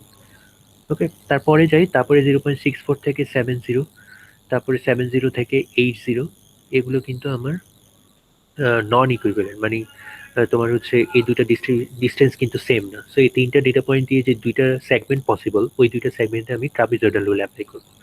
সো I5 আর I6 সেগুলো আমরা বের করলাম, বাট এগুলো হচ্ছে ট্রাপিজয়েডাল রুল অ্যাপ্লাই করে। সো এইভাবে আমি যখন আমার নন ইউনিফর্ম ডেটা ডিস্ট্রিবিউশন থাকবে সেখানে আমি খুঁজে বের করবো যে কোথায় কোথায় আমার ডিস্টেন্স গুলো সেম। সো সেই সব ডিস্টেন্সে স্মলার সেগমেন্টে স্মলার পোর্শনটুকুতে আমরা আলাদা আলাদা করে ট্রাপিজয়েডাল রুল বা 1/3 রুল বা 3/8 রুল অ্যাপ্লাই করতে পারি। ওকে, তারপরে এই সবগুলো এরিয়াকে I1 থেকে I6 পর্যন্ত এরিয়াগুলোকে যদি আমি সাম করি তাহলে আমার ভ্যালু আসবে 1.603641। আর এখানে এরর আসতেছে আমার 2.2%। আর আমি যদি শুধুমাত্র ট্রাপিজয়েডাল রুল অ্যাপ্লাই করতাম তাহলে আমার এরর কত আসতো, এরর দেখো এখানে 2.8% আসতো। আর এখন আমি শুধুমাত্র কম্বিনেশন ইউজ করার কারণে এরর আমার চলে আসছে শুধুমাত্র 0.2%। ওকে, সো এরর কিন্তু আমার কমে গেছে। সো কম্বিনেশন ইউজ করলে কিন্তু অনেক সুবিধা পাবে, তোমার প্রেসিশন বাড়বে, একুরেসি বাড়বে। ওকে, সো এই ছিল তোমাদের কিভাবে আমরা 1/3 রুল বা 3/8 রুল কম্বাইনলি ইউজ করতে পারি। আমরা পরের লেসনে চলে যাই। পরের লেসনটা হচ্ছে মাল্টিপল ইন্টিগ্রেশন। তো মাল্টিপল ইন্টিগ্রেশনটা খুবই ইন্টারেস্টিং। আমরা যারা ইএম পড়ে আসছি, ইলেকট্রোম্যাগনেটিক্স কোর্স, সেখানে আমরা ডাবল ইন্টিগ্রেশন দেখেছি, ট্রিপল ইন্টিগ্রেশন দেখেছি, তাই না? ওই ডাবল ইন্টিগ্রেশন বা ট্রিপল ইন্টিগ্রেশনের কনসেপ্টও কিন্তু এখানে ইউজ করা যাবে। তো সেটা আমরা একটু দেখি যে আমরা যে এতক্ষণ ধরে যেটা শিখলাম যে সিঙ্গেল ইন্টিগ্রেশন, সেই কনসেপ্টটাকে আমরা কিভাবে এখন ডাবল ইন্টিগ্রেশন বা ট্রিপল ইন্টিগ্রেশনে এক্সটেন্ড করতে পারি। একটা এক্সাম্পল দিয়ে প্রথমে স্টার্ট করি। সাপোজ তুমি একটা ডাবল ইন্টিগ্রেশন মানে হচ্ছে আমার দুইটা ইন্টিগ্রাল ভ্যারিয়েবল থাকবে, তার মানে এক্স আর ওয়াই দুইটা আলাদা আলাদা ইন্টিগ্রাল ভ্যারিয়েবল থাকবে। তো আমি যদি এই ডাবল ইন্টিগ্রেশন ইউজ করে কোনো একটা ফাংশনের মিন বের করতে চাই, মিন বের করবো কিভাবে? মিন কিন্তু এখন আর ওই সিঙ্গেল ভ্যারিয়েবল না, এখন কিন্তু ডাবল ভ্যারিয়েবল। তো একটা এখন যেহেতু ডাবল ভ্যারিয়েবল, তার মানে এখন আর কোনো কার্ভ নাই, তার মানে কার্ভের বদলে এখন একটা প্লেন থাকবে। ওকে, ডাবল ইন্টিগ্রেশনে এখন আর কোনো কার্ভ নাই, কার্ভের বদলে একটা প্লেন থাকবে। সো সিঙ্গেল ইন্টিগ্রেশনে একটা কার্ভের আন্ডারে আমরা এরিয়া বের করতাম, ওকে ফাইন। কিন্তু ডাবল ইন্টিগ্রেশনে তো আমার একটা প্লেন আছে, তো প্লেনের আন্ডারে কি থাকবে? প্লেনের আন্ডারে অবশ্যই একটা ভলিউম থাকবে। ওকে, সো ডাবল ইন্টিগ্রেশনে আসলে আমরা একটা প্লেনের আন্ডারে ভলিউম বের করি, এবং ওই ভলিউমের যে ভ্যালু বা অ্যামাউন্ট, সেটাই হচ্ছে আমার ইন্টিগ্রেশনের ভ্যালু। ওকে, সো আমার যদি ট্রিপল ইন্টিগ্রেশন থাকতো, ট্রিপল ইন্টিগ্রেশনের ক্ষেত্রে আমার কয়টা ভ্যারিয়েবল থাকতো? তিনটা ভ্যারিয়েবল। এবং তখন আমার ইন্টিগ্রেল যে ফাংশনটাই, সেই ফাংশনটা আসলে একটা ভলিউম হতো। এখন একটা ভলিউমের আন্ডারে কি থাকবে? একটা ভলিউমের আন্ডারে একটা 4 ডাইমেনশনাল কোয়ান্টিটি থাকবে। তো 4 ডাইমেনশনাল কোয়ান্টিটি তো আমরা ইজিলি ভিজুয়ালাইজ করতে পারবো না, তো সেটা আমরা আসলে গ্রাফিক্যালি দেখাতে পারছি না। ওকে, সো এটা আসলে আমরা কনসেপচুয়ালি বুঝতে পারি যে ট্রিপল ইন্টিগ্রেশনের ক্ষেত্রে আমার একটা ভলিউমের আন্ডারে একটা 4 ডাইমেনশনাল কোয়ান্টিটি থাকবে, যেটা বের করা আসলে mathematically possible, but visually inspect করা খুবই কঠিন। ওকে, সো আমরা আপাতত ডাবল ইন্টিগ্রেশনটাই দেখি। সো ডাবল ইন্টিগ্রেশনে যদি ধরো অ্যাভারেজ বের করতে চাও, অ্যাভারেজ বের করতে হলে আমার কি করতে হবে? উপরে ইন্টিগ্রেশনের ভ্যালু থাকবে আর নিচে থাকবে আমার এরিয়া। সো এরিয়াটা কি? এরিয়াটা হচ্ছে আমার দুইটা ডিরেকশন বরাবর যে ডিস্টেন্স, বি মাইনাস এ টাইমস ডি মাইনাস সি। ওকে, সো এটা দিয়ে মাল্টিপ্লাই করে দিতে পারি। আরেকটা জিনিস যেটা তোমরা অলরেডি জানো, সেটা হচ্ছে ডাবল ইন্টিগ্রেশনে কিন্তু ইন্টিগ্রেশনের অর্ডারটা কিন্তু ম্যাটার করে না। অর্ডারটা আইদার তুমি এক্স ডিরেকশনে আগে ইন্টিগ্রেট করতে পারো, ইন্টিগ্রেশন করতে পারো, অথবা ওয়াই ডিরেকশনে আগে ইন্টিগ্রেশন করতে পারো। যেটাই করো না কিন্তু রেজাল্ট কিন্তু সেমই আসবে। তো আমরা একটা এক্সাম্পল দেখি। এক্সাম্পল দেখলে তোমাদের বুঝতে সুবিধা হবে।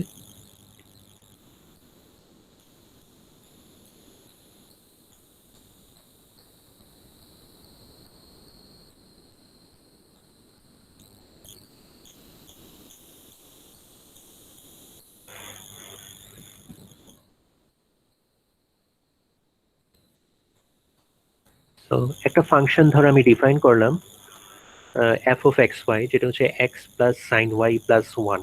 ওকে, তো এখানে আমার দুইটা ভ্যারিয়েবল আছে, দুইটা ইন্ডিপেন্ডেন্ট ভ্যারিয়েবল, একটা হচ্ছে এক্স আর একটা হচ্ছে ওয়াই। ওকে, তো এখন এটাকে যদি আমি প্লট করি, প্লট করলে আমি কি দেখবো?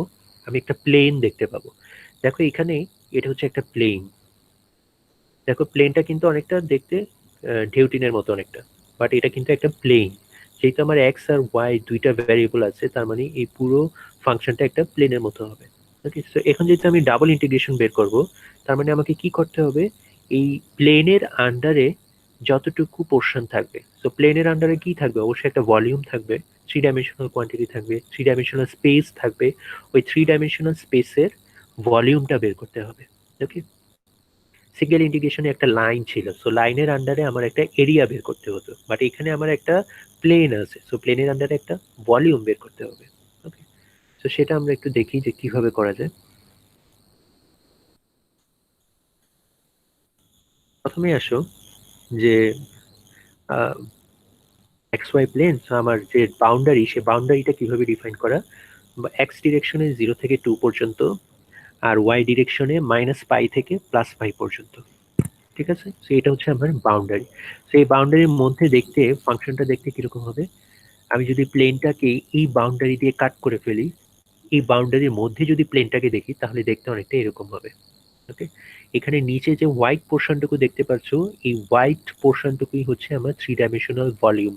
So I need to find out the volume of this three-dimensional space under this green curve, under this green plane. Okay, so green plane is the function and white portion is the volume that I need to find out. Okay, এখন এটা কিভাবে করতে পারি? Single ইন্টিগ্রেশনের ক্ষেত্রে আমরা যেটা করতাম, একটা কার্ভের আন্ডারে যে যতটুকু পোর্শন থাকবে সেটাকে স্মলার সেগমেন্টে ডিভাইড করে নিলাম। ওকে, স্মলার সেগমেন্টে। তো এখানেও আমরা যেটা করব ঠিক একই কনসেপ্ট অ্যাপ্লাই করব, যে আমার যতটুকু ভলিউম থাকবে সেটাকে আমি স্মলার সেগমেন্টে ডিভাইড করে নেব। ওকে, সো আমরা কি করব, যে কোনো একটা ডিরেকশনের ভ্যালুকে কনস্ট্যান্ট রাখবো। যেহেতু আমার এখানে দুইটা ডিরেকশন আছে এক্স আর ওয়াই, তাহলে আমরা কি করব, আগে একটা ডিরেকশন বরাবর ইন্টিগ্রেশন করব, তারপরে ওই ইন্টিগ্রেশনের রেজাল্টগুলো দিয়ে অন্য আরেকটা ডিরেকশনে ইন্টিগ্রেশন করব। সো প্রথমেই ধরো সাপোজ আমরা এই যে এক্স ডিরেকশন বরাবর ইন্টিগ্রেশন করব। ওকে, যে ভিতরে যে ইন্টিগ্রেশন x1 থেকে x2 f(x, y) dx, এটাকে আগে ইন্টিগ্রেশন করব। ঠিক আছে, সো এটা ইন্টিগ্রেশনটা কিভাবে হবে, x1 এর ভ্যালু হচ্ছে 0 আর x2 এর ভ্যালু হচ্ছে 2, তার মানে 0 থেকে 2 f(x, y) dx, এটার ভ্যালুটা আগে আমরা বের করব। ওকে, সো এটার আমরা ভ্যালুটা কিভাবে বের করব, সিঙ্গেল ইন্টিগ্রেশনের ক্ষেত্রে আমরা একটা ভার্টিক্যাল সেগমেন্ট পেতাম এবং প্রত্যেকটা ভার্টিক্যাল সেগমেন্ট হচ্ছে এক একটা এরিয়া। সো এখানেও আমরা একটা ভার্টিক্যাল সেগমেন্ট পাবো, বাট এখানে ভার্টিক্যাল সেগমেন্টগুলো আসলে এক একটা এরিয়া, বাট এই ভার্টিক্যাল সেগমেন্টগুলো খুবই থিন। ওকে, খুবই স্মলার উইথের। সো সেটা আমরা কিভাবে বের করবো দেখি। আমরা যদি এই অ্যানিমেশনটা একটু খেয়াল করি, ওকে, এই যে আমার কার্সরটা খেয়াল করো, এই কার্সর বরাবর হচ্ছে আমার এক্স ডিরেকশন 0 থেকে 2, আর এই ডিরেকশন বরাবর আমার এই কার্সরের এই ডিরেকশন বরাবর হচ্ছে ওয়াই ডিরেকশন, -π থেকে +π। ওকে, তো আমি যেটা করব, আমার এই ওয়াই ডিরেকশনের যে রেজাল্ট -π থেকে +π, তার প্রত্যেকটা ডেটা পয়েন্টে -π থেকে +π পর্যন্ত প্রত্যেকটা ডেটা পয়েন্টে এক্স এক্সিস বরাবর একটা করে ভার্টিক্যাল সেগমেন্ট আমি কনসিডার করব। ওই ভার্টিক্যাল সেগমেন্টটা দেখতে কিরকম হবে, দেখতে অনেকটা এরকম প্লেন হবে, এই যে প্লেনের মতো হবে। এই প্লেনের এরিয়াটাকে আমাকে আগে বের করতে হবে। ঠিক আছে, তার সিমিলারলি তার পরের ওয়াই এর ভ্যালুর জন্য আমি এরকম আরেকটা প্লেন পাবো, ওই প্লেনের এরিয়া বের করব। তারপরে এরকম করে ওয়াই এর আরেকটা ভ্যালুর জন্য আরেকটা প্লেন পাবো, তার এরিয়া বের করব। আরেকটা ভ্যালুর জন্য আরেকটা প্লেন পাবো, তার এরিয়া বের করব।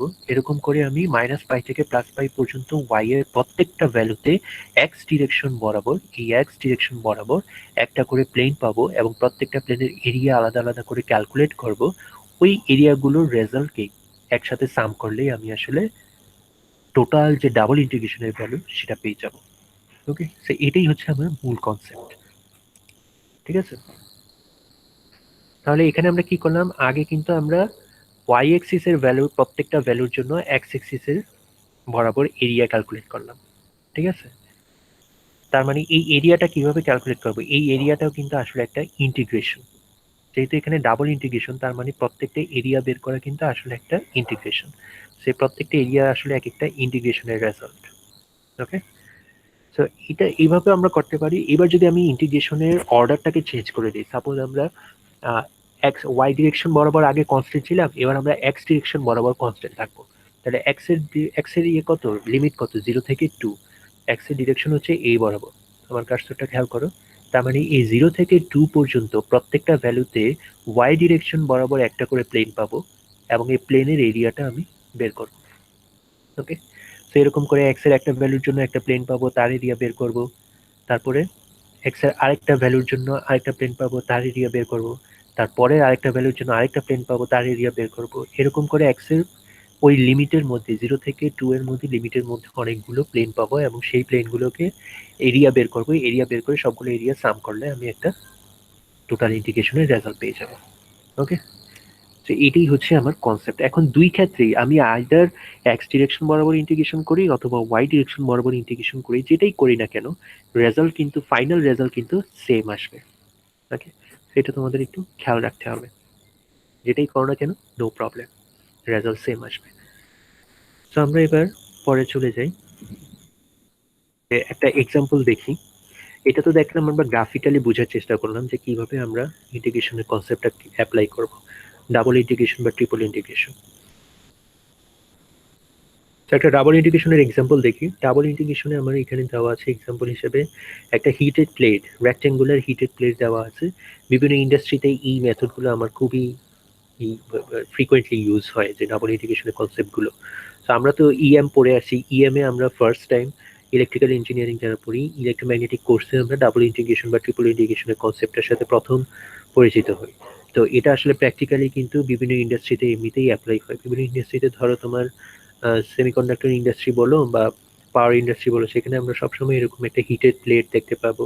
মানে এটা জাস্ট একটা অ্যাপ্লিকেশন হিসেবে, সেখানে অবশ্যই তোমার প্রোডাকশন লাইন, সেই প্রোডাকশন লাইনে অবশ্যই এই ধরনের মেথডগুলো যে কম্পিউটেশনালি অ্যাপ্লাই করা হচ্ছে সেটা তোমরা বুঝতে পারবা। তো এই রেক্টেঙ্গুলার একটা হিটেড প্লেট আছে, ওই হিটেড প্লেটের টেম্পারেচার ডিস্ট্রিবিউশনটা আমার দেওয়া আছে, যে এই টেম্পারেচার এই পুরো প্লেটের কোথায় কোথায় টেম্পারেচার কত সেটা একটা ফাংশন ডেভেলপ করা আছে। ঠিক আছে, তো আমাকে কি করতে হবে, এই পুরো প্লেটের অ্যাভারেজ টেম্পারেচারটা বের করতে হবে। মানে টোটাল প্লেটের তো প্রত্যেকটা পয়েন্টে তো টেম্পারেচার ডিফারেন্ট, তো আমার অ্যাভারেজ টেম্পারেচারটা বের করতে হবে। সেটা আমি কিভাবে করব? তখন আমি এই ডাবল ইন্টিগ্রেশনের কনসেপ্টটা ইউজ করব। আর এটা যেহেতু আমার অ্যানালিটিক্যালি বের করা পসিবল না, আমাকে অবশ্যই নিউমেরিক্যাল মেথড অ্যাপ্লাই করতে হবে। ওকে, সেটা খুবই একটা interesting example. So average temperature বের করতে হলে আমি কোন ফর্মুলাটা ইউজ করব? অ্যাভারেজ ডাবল ইন্টিগ্রেশনের ক্ষেত্রে অ্যাভারেজের ফর্মুলা হচ্ছে এটা। ওকে, তো এই ফর্মুলাটা আমি ইউজ করবো। তো এই ফর্মুলাতে আমার অবশ্যই একটা ডাবল ইন্টিগ্রেশন ব্যবহার করতে হবে। তো সেটা আমি নিউমেরিক্যালি বের করবো। এক্স এক্সিস বরাবর আমার লিমিট দেওয়া আছে, সেটা হচ্ছে আমার 8 মিটার লং। এক্স ডিরেকশন বরাবর আমার প্লেটের লেন্থ হচ্ছে 8 মিটার। আর এখানে অলরেডি আমার বলে দেওয়া আছে যে এখানে অবশ্য কোশ্চেনে বলে দেওয়া নেই আমি কয়টা সেগমেন্ট ইউজ করবো। তো আমরা সাপোজ দুইটা সেগমেন্ট ইউজ করি। ওকে, দুইটা সেগমেন্ট ইউজ করলে এক্স ডিরেকশন বরাবর ফার্স্ট সেগমেন্টটা কোথা থেকে কোথায় থাকবে, 0 থেকে 4 পর্যন্ত, আর সেকেন্ড সেগমেন্টটা থাকবে 4 থেকে 8 পর্যন্ত। ওয়াই ডিরেকশন বরাবর আমার প্লেটের লেন্থ হচ্ছে 6 মিটার। এখন ওয়াই ডিরেকশন বরাবর প্লেটের ফার্স্ট সেগমেন্টটা থাকবে 0 থেকে 3 পর্যন্ত, সেকেন্ড সেগমেন্টটা থাকবে 3 থেকে 6 পর্যন্ত। ওকে, তো এটা আমরা আগে বের করে নিলাম আমার সেগমেন্টগুলো কোথায় কোথায় থাকবে। ওকে, এবার এই প্রত্যেকটা সেগমেন্টের আলাদা আলাদা করে এরিয়া বা ভলিউম যেটা বের করার দরকার সেটা আমরা বের করব। তো এটা হচ্ছে আমার এই রেক্ট্যাঙ্গুলার প্লেট। এটার আমি জাস্ট এক ফিগার দিয়ে বুঝাই, তাহলে ফিগার দিয়ে বুঝালে তোমাদের বুঝতে সুবিধা হবে। তো আমরা যেটা করব, প্রত্যেকটা ডেটা পয়েন্টে যে সেগমেন্টগুলো আমরা বের করলাম, সেগমেন্টগুলো কোথা থেকে কোথায় আছে সেটা তো আমরা বের করলাম। তারপরে এই প্রত্যেকটা ডেটা পয়েন্টে ফাংশনের ভ্যালু বা টেম্পারেচারের ভ্যালুটা আমরা বের করে নেব। কিভাবে বের করব সেটার অলরেডি ফাংশন কিন্তু আমাদের কোশ্চেনে দেওয়া আছে। এই কোশ্চেন এক্স আর ওয়াই এর ভ্যালু বসালেই আমরা টেম্পারেচারটা পেয়ে যাব। ওকে, সো এই প্রত্যেকটা টেম্পারেচার আমি বের করে নিলাম। এইবার এটা করতে হবে এক্স ডিরেকশন বরাবর বা ওয়াই ডিরেকশন বরাবর আগে ইন্টিগ্রেশন করতে হবে। সো সাপোজ আমরা এক্স ডিরেকশন বরাবর আগে ইন্টিগ্রেট করব। তো সেটা করতে হলে আমাকে কি করতে হবে, ওয়াই ডিরেকশন বরাবর ভ্যালুটাকে আগে কনস্ট্যান্ট রাখতে হবে। সো আমরা একদম উপরের যে লাইনটা আছে 0, 40 আর 48, এই বরাবর আগে ইন্টিগ্রেট করি। এই বরাবর আমার ওয়াই এর ভ্যালু কত, ওয়াই এর ভ্যালুটা হচ্ছে ফিক্সড রাখলাম। ওকে, ওয়াই এর ভ্যালুটা আমরা ফিক্সড রাখলাম, ওয়াই এর ভ্যালুটা হচ্ছে এখানে 6। সো এই 6 ওয়াই এর 6 ভ্যালুর জন্য এক্স ডিরেকশন বরাবর যদি আমি ইন্টিগ্রেশন করি, ধরো আমরা সিমসন্স 1/3 রুল অ্যাপ্লাই করলাম, 1/3 রুল অ্যাপ্লাই করলে কি আসবে, রেজাল্ট আসবে 256। ওকে, সো তুমি সিমসন্স 1/3 রুল অ্যাপ্লাই না করেও ট্রাপিজয়েডাল ইউজ করতে পারো অথবা 3/8 রুল অ্যাপ্লাই করতে পারো, কোনো সমস্যা নাই। এখানে যেহেতু আমরা আপাতত 3টা ডেটা পয়েন্ট আছে, সো 3টা ডেটা পয়েন্ট দিয়ে 1/3 রুল অ্যাপ্লাই করাই অনেকটা ফিজিবল। ওকে, সো প্রথম রো বরাবর আমি রেজাল্ট পেলাম 256। তারপরে সেকেন্ড রো বরাবর ওয়াই এর ভ্যালু হচ্ছে আমার 3। ওয়াই এর 3 ভ্যালুর জন্য এক্স ডিরেকশন বরাবর ইন্টিগ্রেট করব। আবার আমি সিমসন্স 1/3 রুল অ্যাপ্লাই করব, করলে কি আসবে, রেজাল্ট 496। সিমিলারলি লাস্ট রো বরাবরও যদি 1/3 রুল অ্যাপ্লাই করি, রেজাল্ট আসবে 448। ওকে, ক্যালকুলেশন কিন্তু এখনো শেষ নয়, আমরা জাস্ট একটা ডিরেকশন বরাবর ইন্টিগ্রেশন করলাম। এইবার এই রেজাল্টগুলোকে নিয়ে 256, 496, 448 এই তিনটা রেজাল্টকে নিয়ে আমার ওয়াই ডিরেকশন বরাবর ইন্টিগ্রেট করতে হবে। ওকে, তো এই তিনটা ডেটা পয়েন্ট, এই 256, 496 আর 448, এই তিনটা ডেটা পয়েন্ট নিয়ে যদি আমি ওয়াই ডিরেকশন বরাবর আবার 1/3 রুল অ্যাপ্লাই করি, তাহলে রেজাল্ট আসবে 2688। ওকে, এটাই আমার ফাইনাল রেজাল্ট। সেটা খুবই সিম্পল একটা এক্সাম্পল বা খুবই ইন্টারেস্টিং, এবং প্র্যাকটিক্যালি এটা খুবই ফ্রিকোয়েন্টলি ইউজ হয়। সো এটা তোমাদের মনে রাখতে হবে যে কিভাবে আমরা আসলে ডাবল ইন্টিগ্রেশনের কনসেপ্টটাকে অ্যাপ্লাই করতে পারি। সো কনসেপ্ট কিন্তু একদম সিঙ্গেল ইন্টিগ্রেশনের মতোই, জাস্ট তোমাকে দুইটা ডিরেকশন বরাবর আলাদা করে ইন্টিগ্রেশনটা অ্যাপ্লাই করতে হবে।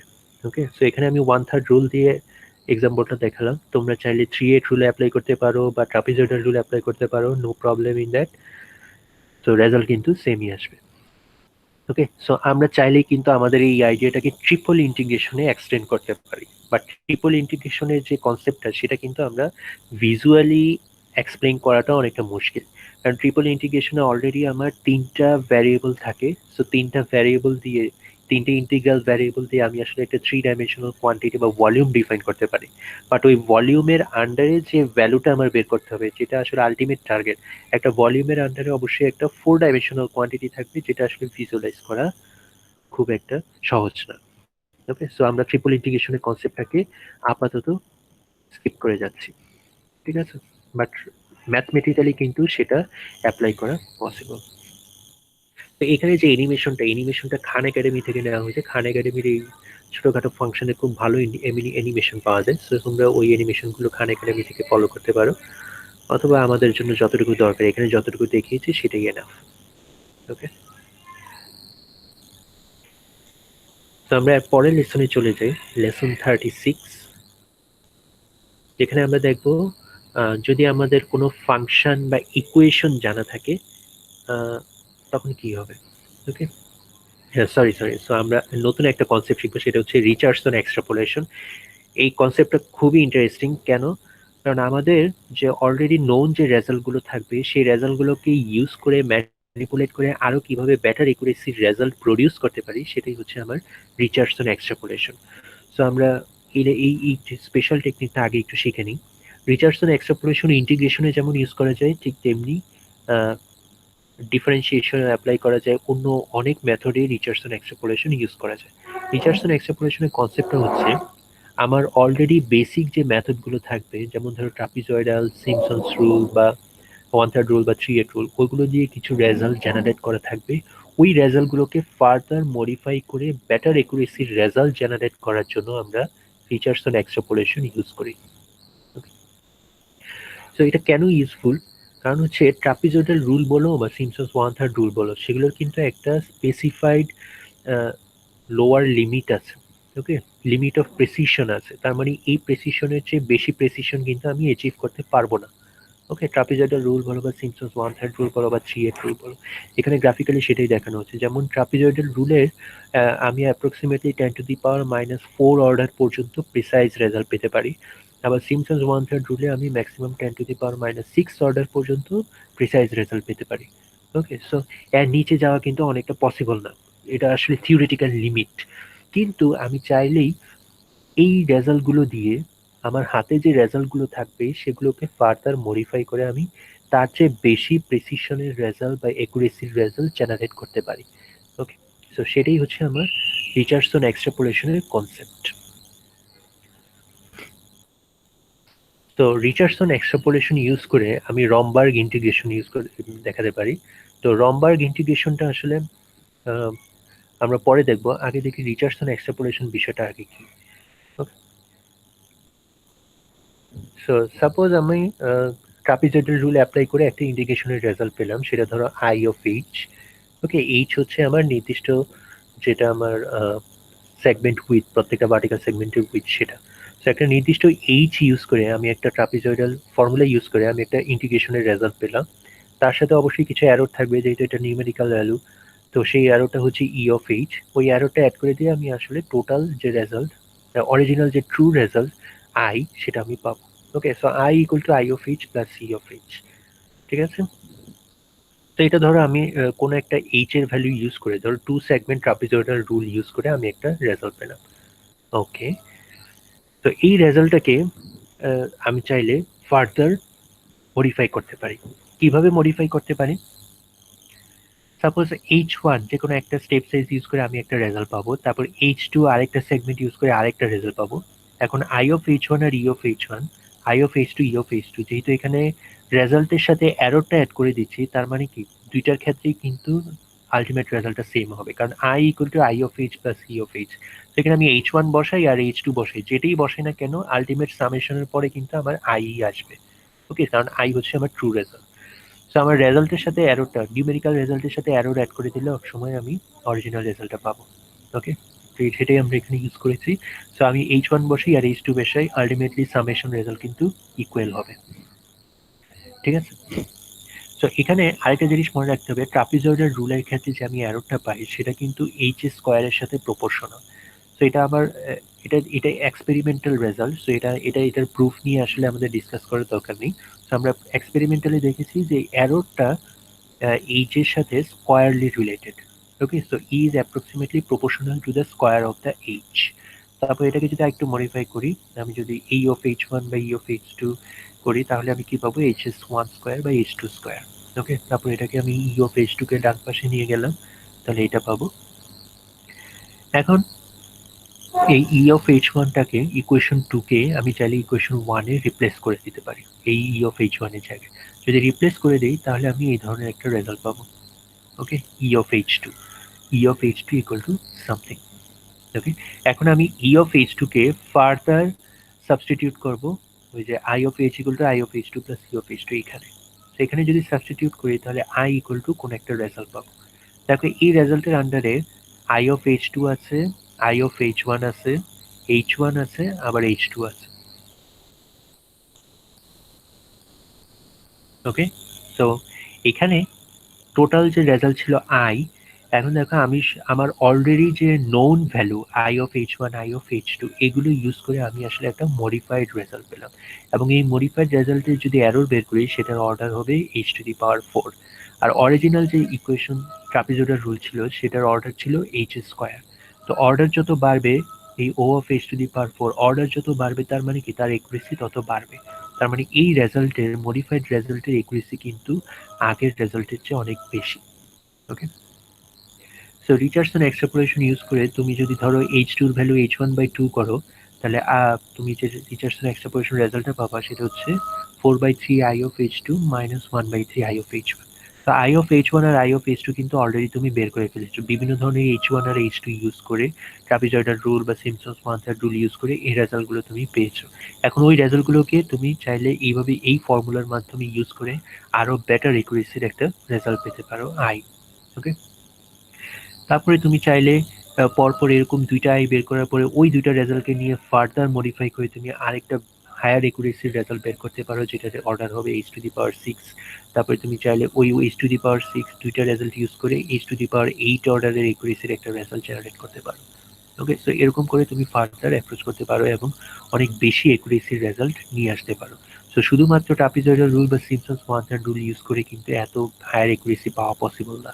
তো আমাদেরকে এই রিডারসন এক্সট্রাপোলেশন টেকনিকটা ইউজ করলে আমি ওই তাদের লিমিটেশনটাকে এক্সটেন্ড করতে পারি, লিমিটেশনটাকে ক্রস করতে পারি। ওকে, সো এটা খুবই হেল্পফুল একটা বিষয়। সো একটা এক্সাম্পল দেখি, আমার একটা ফাংশন দেওয়া আছে, এই ফাংশনের ট্রাপিজয়েডাল রুল অ্যাপ্লাই করতে হবে। ট্রাপিজয়েডাল রুল আমি অ্যাপ্লাই করলাম এ ইকুয়াল টু জিরো থেকে বি ইকুয়াল টু 0.8, এই দুটো হচ্ছে আমার বাউন্ডারি। আমি যদি একটা সেগমেন্ট ইউজ করি তাহলে রেজাল্ট একটা পাবো, দুইটা সেগমেন্ট ইউজ করলে রেজাল্ট আরেকটা পাবো, চারটা সেগমেন্ট ইউজ করে রেজাল্ট আরেকটা পাবো। ওকে, এবং তাদের এররও দেওয়া আছে। ঠিক আছে, এখন আমার কোশ্চেনটা হলো আমি যদি এই ইনিশিয়ালি যে রেজাল্টগুলো আমি পেলাম সেগুলো ইউজ করে যদি ফার্দার হায়ার একুরেসি রেজাল্ট পেতে চাই, যেমন ধরো 9.5% হচ্ছে বেস্ট রেজাল্ট, আমি যদি এর চেয়ে কম এরর পেতে চাই তাহলে আমি কি করব? ঠিক আছে, আমার আর কোনো হায়ার সেগমেন্ট, হ্যাঁ একটা সলিউশন হচ্ছে আমি হায়ার সেগমেন্ট ইউজ করতে পারি, হায়ার নাম্বার অফ সেগমেন্ট, কিন্তু সেটা আমি করতে চাই না। আমি চাই যে এক দুই আর চার এখানে এই কয়েক ধরনের যে নাম্বার অফ সেগমেন্ট ইউজ করলাম এগুলো ইউজ করে যে রেজাল্ট পেলাম সেগুলোই মধ্যেই আমি ম্যানিপুলেট করে ফার্দার হায়ার একুরেসির আরেকটা রেজাল্ট জেনারেট করতে চাই। তো সেক্ষেত্রে আমার কি করতে হবে, আমাকে রিচার্ডসন এক্সট্রাপোলেশন ইউজ করতে হবে। ওকে, সেটা কিভাবে করব, যেমন ধরো প্রথম যে দুইটা সেগমেন্ট ওয়ান আর টু, ফার্স্ট সেগমেন্ট একটা সেগমেন্ট ইউজ করে আমি এই রেজাল্টটা পেলাম যেটা এরর হচ্ছে 89.5%। পরে দুইটা সেগমেন্ট ইউজ করে আরেকটা রেজাল্ট পেলাম যার এরর হচ্ছে 34.9%।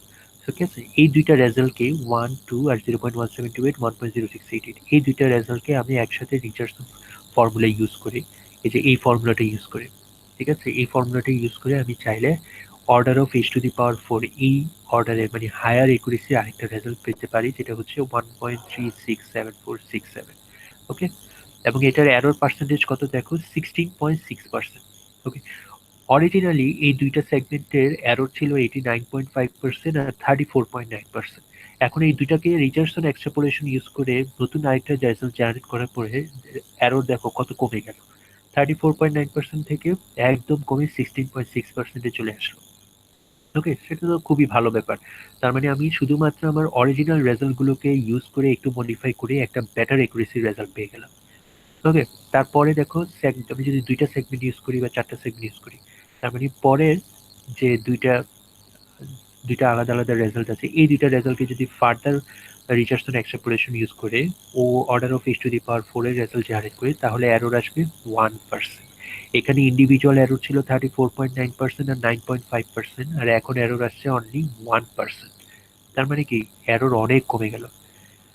তাহলে প্রথম দুইটা রেজাল্ট ইউজ করে এরর পেলাম আমি 16.6%, আর পরের দুইটা রেজাল্ট ইউজ করে রিচার্ডসন এক্সট্রাপোলেশনের পরে আমি এরর পেলাম 1%। এখন তুমি চাইলে এই দুইটা রেজাল্টকে, এই যে 16.6% আর 1%, এই দুইটার কারেসপন্ডিং যে রেজাল্ট গুলো আছে এগুলোকে ফার্দার ইউজ করে তুমি আরো বেটার একুরেসির আরেকটা রেজাল্ট পেতে পারো। দেখি আমরা সেটা করে। এখন এই দুইটা রেজাল্টই হচ্ছে order of H to the power 4। এখন যদি order of H to the power 4 দুইটা রেজাল্টকে আমি রিচার্ডসন এক্সট্রাপোলেশন ইউজ করে ফার্দার এক্সটেন্ড করতে চাই, তাহলে আমাকে কোন ফর্মুলা ইউজ করতে হবে? আমাকে ইউজ করতে হবে order of H to the power 6 এর যে ফর্মুলা। তার মানে এই যে এই ফর্মুলাটা 16/15 1/15। ওকে, সেই ফর্মুলাটা যদি আমি ইউজ করি তাহলে রেজাল্ট আসবে দেখো কত, 1.640533। এখন এটার সাথে যদি আমি অরিজিনাল যে রেজাল্ট সেটা কম্পেয়ার করি, 1.640533, তার মানে এক্স্যাক্টলি ম্যাচ করলো। তার মানে পয়েন্টের পরে ফিফথ ডেসিমাল পর্যন্ত আমার রেজাল্ট, সেভেন্থ ডেসিমাল পর্যন্ত রেজাল্ট এক্স্যাক্টলি ম্যাচ করলো। ওকে, তার মানে কি রিচার্ডসন এক্সট্রাপোলেশন ইউজ করে আমি অলরেডি যে জেনারেটেড রেজাল্ট গুলো আছে সেগুলো ইউজ করেই further better result, higher accuracy result আমি জেনারেট করতে পারি। ওকে, সেটাই হচ্ছে আমার রিচার্ডসন এক্সট্রাপোলেশন। সো এক্সাম্পলটা তোমরা একটু ভালো করে খেয়াল করো, একটু দেখো যে কিভাবে অ্যাপ্লাই করা হয়, তাহলে তোমরা আরো ভালোভাবে বুঝতে পারবে। ঠিক আছে, সো এরপরে আমরা দেখবো যে এই রিচার্ডসন এক্সট্রাপোলেশনের কনসেপ্টটাকে আমি কিভাবে রমবার্গ ইন্টিগ্রেশনে ইউজ করতে পারি। রমবার্গ ইন্টিগ্রেশনের কনসেপ্টটা, রমবার্গ ইন্টিগ্রেশন আমরা কি করি? রমবার্গ ইন্টিগ্রেশন কিন্তু এই যে নিউমেরিক্যাল, যখন আমার ইকুয়েশন দেওয়া থাকবে বা ফাংশন দেওয়া থাকবে তখন আমরা ইউজ করি। কয়েক ধরনের মেথড আমরা ওই সময় ইউজ করি যখন আমাদের ইকুয়েশন বা ফাংশন দেওয়া থাকে, তখন ইন্টিগ্রেশনের জন্য আমরা কয়েক ধরনের মেথড ইউজ করি। একটা হচ্ছে Romberg integration, quadrature integration, Gauss quadrature integration. তো মেইনলি আমরা এখন রমবার্গ ইন্টিগ্রেশনটাই দেখবো। অ্যাডাপটিভ কোয়াড্রেচার আর গাউস কোয়াড্রেচার খুব একটা আমরা ইউজ করবো না, তারপরে তোমাদের একটা ইন্ট্রোডাকশন দিব। তো রমবার্গ ইন্টিগ্রেশনে আমরা কি ইউজ করি? ওই রিচার্ডসন এক্সট্রাপোলেশনের কনসেপ্টটাই ইউজ করি। তো রিচার্ডসন এক্সট্রাপোলেশনে আমরা অলরেডি দেখেছি যে অনেকগুলো ফর্মুলা আছে। Order of H to the power 2 থেকে order of H to the power 4 এ যদি রেজাল্ট জেনারেট করতে চাই তাহলে একটা ফর্মুলা, তারপর ওই O of H to the power 4 এর রেজাল্টগুলোকে নিয়ে order of H to the power 6 এর রেজাল্ট জেনারেট করার জন্য আরেকটা ফর্মুলা। তো রমবার্গ ইন্টিগ্রেশনে জাস্ট ওই সবগুলো ফর্মুলাকে একটা কমন ফর্মুলায় নিয়ে আসি। সেই কমন ফর্মুলাটাই হচ্ছে এটা, I of j k equal to 4 to the power k minus 1 something। ওকে, তো এই ফর্মুলাটা তোমাদের মুখস্থ করার দরকার নেই, জাস্ট তোমাদের বুঝতে হবে যে প্রত্যেকটা টার্ম কি মিন করে। ওকে, প্রত্যেকটা টার্ম কি মিন করে। তো আই অফ, এখানে উপরে দেখো নিউমারেটরে হচ্ছে I J plus one K minus one আর I J K minus one, এই দুইটা টার্ম আছে। যে টার্মটা যদি আমি খেয়াল করি আই জে প্লাস ওয়ান, এটা হচ্ছে আমার হায়ার একুরেসির রেজাল্ট, আর আই জে হচ্ছে লোয়ার একুরেসির রেজাল্ট। হায়ার একুরেসি আর লোয়ার একুরেসি বলতে আমরা কি বুঝি? ধরো আই জে প্লাস ওয়ান এটা হচ্ছে চারটা সেগমেন্ট ইউজ করার পরে যে রেজাল্টটা পাবো, আর আই জে হচ্ছে আমার তিনটা সেগমেন্ট ইউজ করার পরে যে রেজাল্টটা পাবো। ওকে, আমরা অলরেডি দেখেছি ট্রাপিজয়েডাল বা সিম্পসন্স ওয়ান সাইড রুলে সেগমেন্ট নাম্বার বাড়ালে কিন্তু একুরেসি বাড়ে। ওকে, সেটাই আমরা বুঝাচ্ছি। লোয়ার সেগমেন্টের জন্য, লোয়ার নাম্বার অফ সেগমেন্টের জন্য আই জে, আর হায়ার নাম্বার অফ সেগমেন্টের জন্য আই জে প্লাস ওয়ান। ঠিক আছে, তারপরে লেফট হ্যান্ড সাইডে, ইকুয়েশনের লেফট হ্যান্ড সাইডে হচ্ছে I J K. I J কে হচ্ছে আমার যেটা ইমপ্রুভড ইন্টিগ্রালের যে রেজাল্ট, যে ফাইনাল যে improved result Richardson extrapolation use করার পরে সেটা।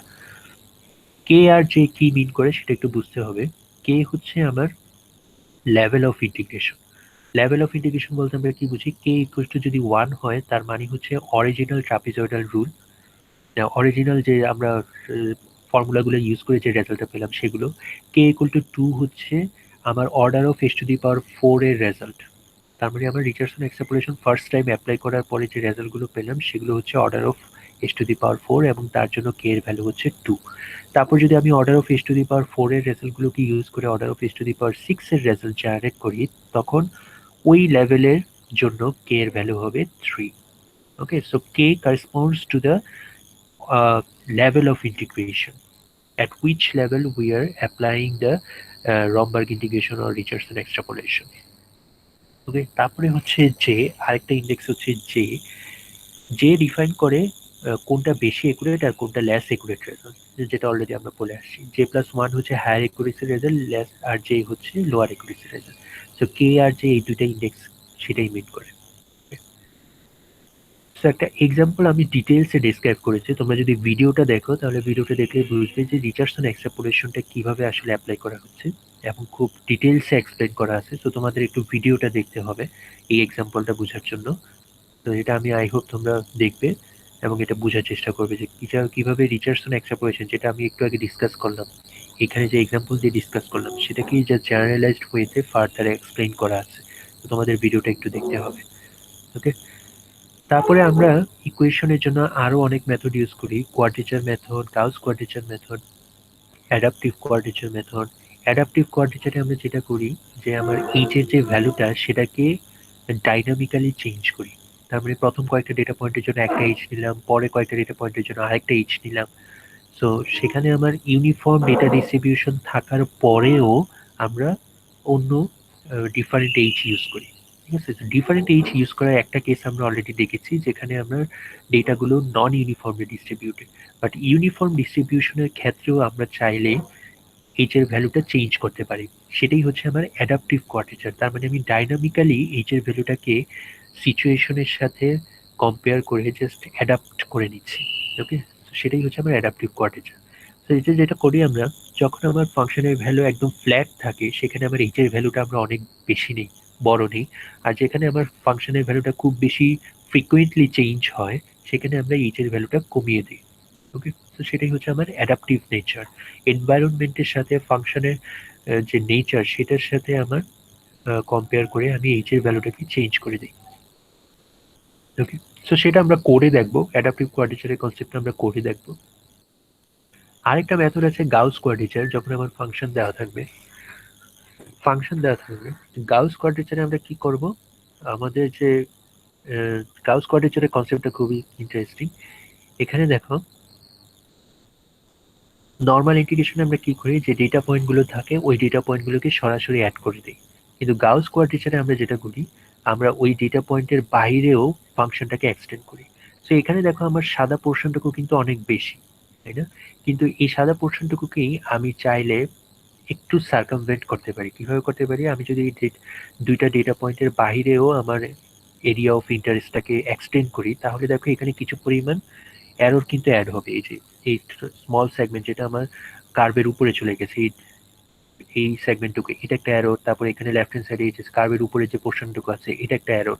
আবার এখানে কিছু পরিমাণ এরিয়া আছে যেটা আমি কনসিডার করিনি। তো এই এরিয়া যেটা আমি কনসিডার করি নাই আর যেটা এক্সট্রা পোর্শনটুকু আমি যেটা কনসিডার করলাম, যেটা কিন্তু আমার ক্যান্সেল আউট হয়ে যাবে। তার মানে আমার এরিয়াটা কিন্তু আরো ফার্দার প্রিসাইজলি ক্যালকুলেট হবে। অ্যাটলিস্ট এই লেফট হ্যান্ড সাইডে যে ফিগারটা আছে সেটা হচ্ছে বেটার একুরেট রেজাল্ট দিবে। ওকে, তো এটাই হচ্ছে আমার গাউস কোয়াড্রেচার। তো গাউস কোয়াড্রেচারটা আমরা মেইনলি দেখবো না, আমরা মেইনলি অ্যাডাপটিভ কোয়াড্রেচারটা করে দেখবো। আর ডিটেলসে তো আমরা দেখলাম যে রমবার্গ ইন্টিগ্রেশনটা কিভাবে ইউজ করা হয়। সো আমাদের যখন ইকুয়েশন দেওয়া থাকবে তখন আমরা এই তিনটা মেথডই অ্যাপ্লাই করি usually, Gauss quadrature, adaptive quadrature, আর একটা হচ্ছে রমবার্গ ইন্টিগ্রেশন। ওকে, সো আমরা আরেকটা কনসেপ্ট দেখি যে ইমপ্রপার ইন্টিগ্রাল। ইমপ্রপার ইন্টিগ্রালটা কি, আমরা অলরেডি জানি যখন আমার একটা ভ্যালু, একটা লিমিট ইনফাইনাইটে চলে যায় তখন সেটাকে আমরা ইমপ্রপার ইন্টিগ্রাল বলি। সো ইমপ্রপার ইন্টিগ্রালের কনসেপ্টটা কিন্তু আমরা চাইলে নিউমেরিক্যালেও নিয়ে আসতে পারি। নিউমেরিক্যালি ইমপ্রপার ইন্টিগ্রালটা কিভাবে হ্যান্ডেল করব, সেটার জন্য আমাকে যেটা করতে হবে, আমার যে ইন্টিগ্রাল ভ্যারিয়েবল এক্স ওয়াই যেটাই থাকুক না কেন সেটাকে একটু মডিফাই করতে হবে। মডিফাই কিভাবে করব, সাপোজ যে আমার কেস ওয়ানে হচ্ছে আমার বোথ লিমিট পজিটিভ কোয়ান্টিটিতে যায়। ঠিক আছে, পজিটিভ কোয়ান্টিটি মানে কি, দুইটাই আমার পজিটিভ। তার মানে একটা লিমিট যদি 0 হয় আরেকটা হবে পজিটিভ ইনফিনিটি, বা আরেকটা যদি পজিটিভ ইনফিনিটি হয়, আরেকটা হবে পজিটিভ ফাইনাইট কোয়ান্টিটি। তো ইনফিনিটি তো একটা হতেই হবে, ইমপ্রপার ইন্টিগ্রালের ক্ষেত্রে একটা ইনফিনিটি তো থাকতেই হবে। তো আমরা ধরে নিচ্ছি যে ওই ইনফিনিটিটা পজিটিভ ইনফিনিটি, ওকে, আর একটা ফাইনাইট ভ্যালু তো থাকবে। তো এই ধরনের কেসে যখন আমার দুইটা বাউন্ডারি, দুইটা লিমিট পজিটিভ কোয়ান্টিটি থাকে, ঠিক আছে, তখন আমরা এই কেস ওয়ানে যেটা আমি ডিসকাস করেছি সেটা আমরা অ্যাপ্লাই করব। কি ডিসকাস করেছি সেটা একটু দেখো। এক্স এর যে ইন্টিগ্রাল ভ্যারিয়েবল সেটাকে আমার চেঞ্জ করে টি ইন্টিগ্রাল ভ্যারিয়েবলে নিয়ে যেতে হবে। টি এর সাথে এক্স এর রিলেশনটা কি? T equal to 1/x। ওকে, তো টি ইকুয়াল টু 1/x যদি আমি ইন্টিগ্রেশনে বসাই তাহলে রেজাল্টটা মডিফাইড ইন্টিগ্রেশনের ফর্মুলাটা হবে এরকম: 1/a 1/b 1/t square f of 1/t dt। ওকে, তো এটা কিন্তু আমি ইম্প্রপার ইন্টিগ্রালে করে আসছি, তোমরা যদি মনে করে থাকো। তোমাদের যে মানে তোমরা যে ম্যাথমেটিক্যাল যে কোর্সটা করে আসছো ডিফারেন্সিয়েশন ইন্টিগ্রেশন, সেখানে ইম্প্রপার ইন্টিগ্রাল কিন্তু এভাবেই হ্যান্ডেল করা হয়। ওকে, সো কেস ওয়ানে যখন আমার এই ধরনের কেস থাকবে, দুইটাই পজিটিভ কোয়ান্টিটি থাকবে, তখন আমি এই কাজটা করব। এবং এই ক্ষেত্রে এ হচ্ছে পজিটিভ, দুইটা কেস হতে পারে, এ পজিটিভ আর বি হচ্ছে পজিটিভ ইনফিনিটি, ঠিক আছে, এটা হতে পারে। তো এই দুইটা যদি আমি মাল্টিপ্লাই করি, মাল্টিপ্লাই করলে রেজাল্ট কি আসবে? পজিটিভ, ঠিক আছে। তো কেস ওয়ানে তো আমরা সেটাই দেখতেছি যে multiplication of both limit is a positive quantity. তো আমার এ আর বি যেটাই থাকুক না কেন, দুইটাকে মাল্টিপ্লাই করার পরে যদি আমার পজিটিভ কোনো ভ্যালু আসে তখন আমি এই কাজটা করব, পুরো কাজটা করব, টি দিয়ে 1/x কে রিপ্লেস করে দেব।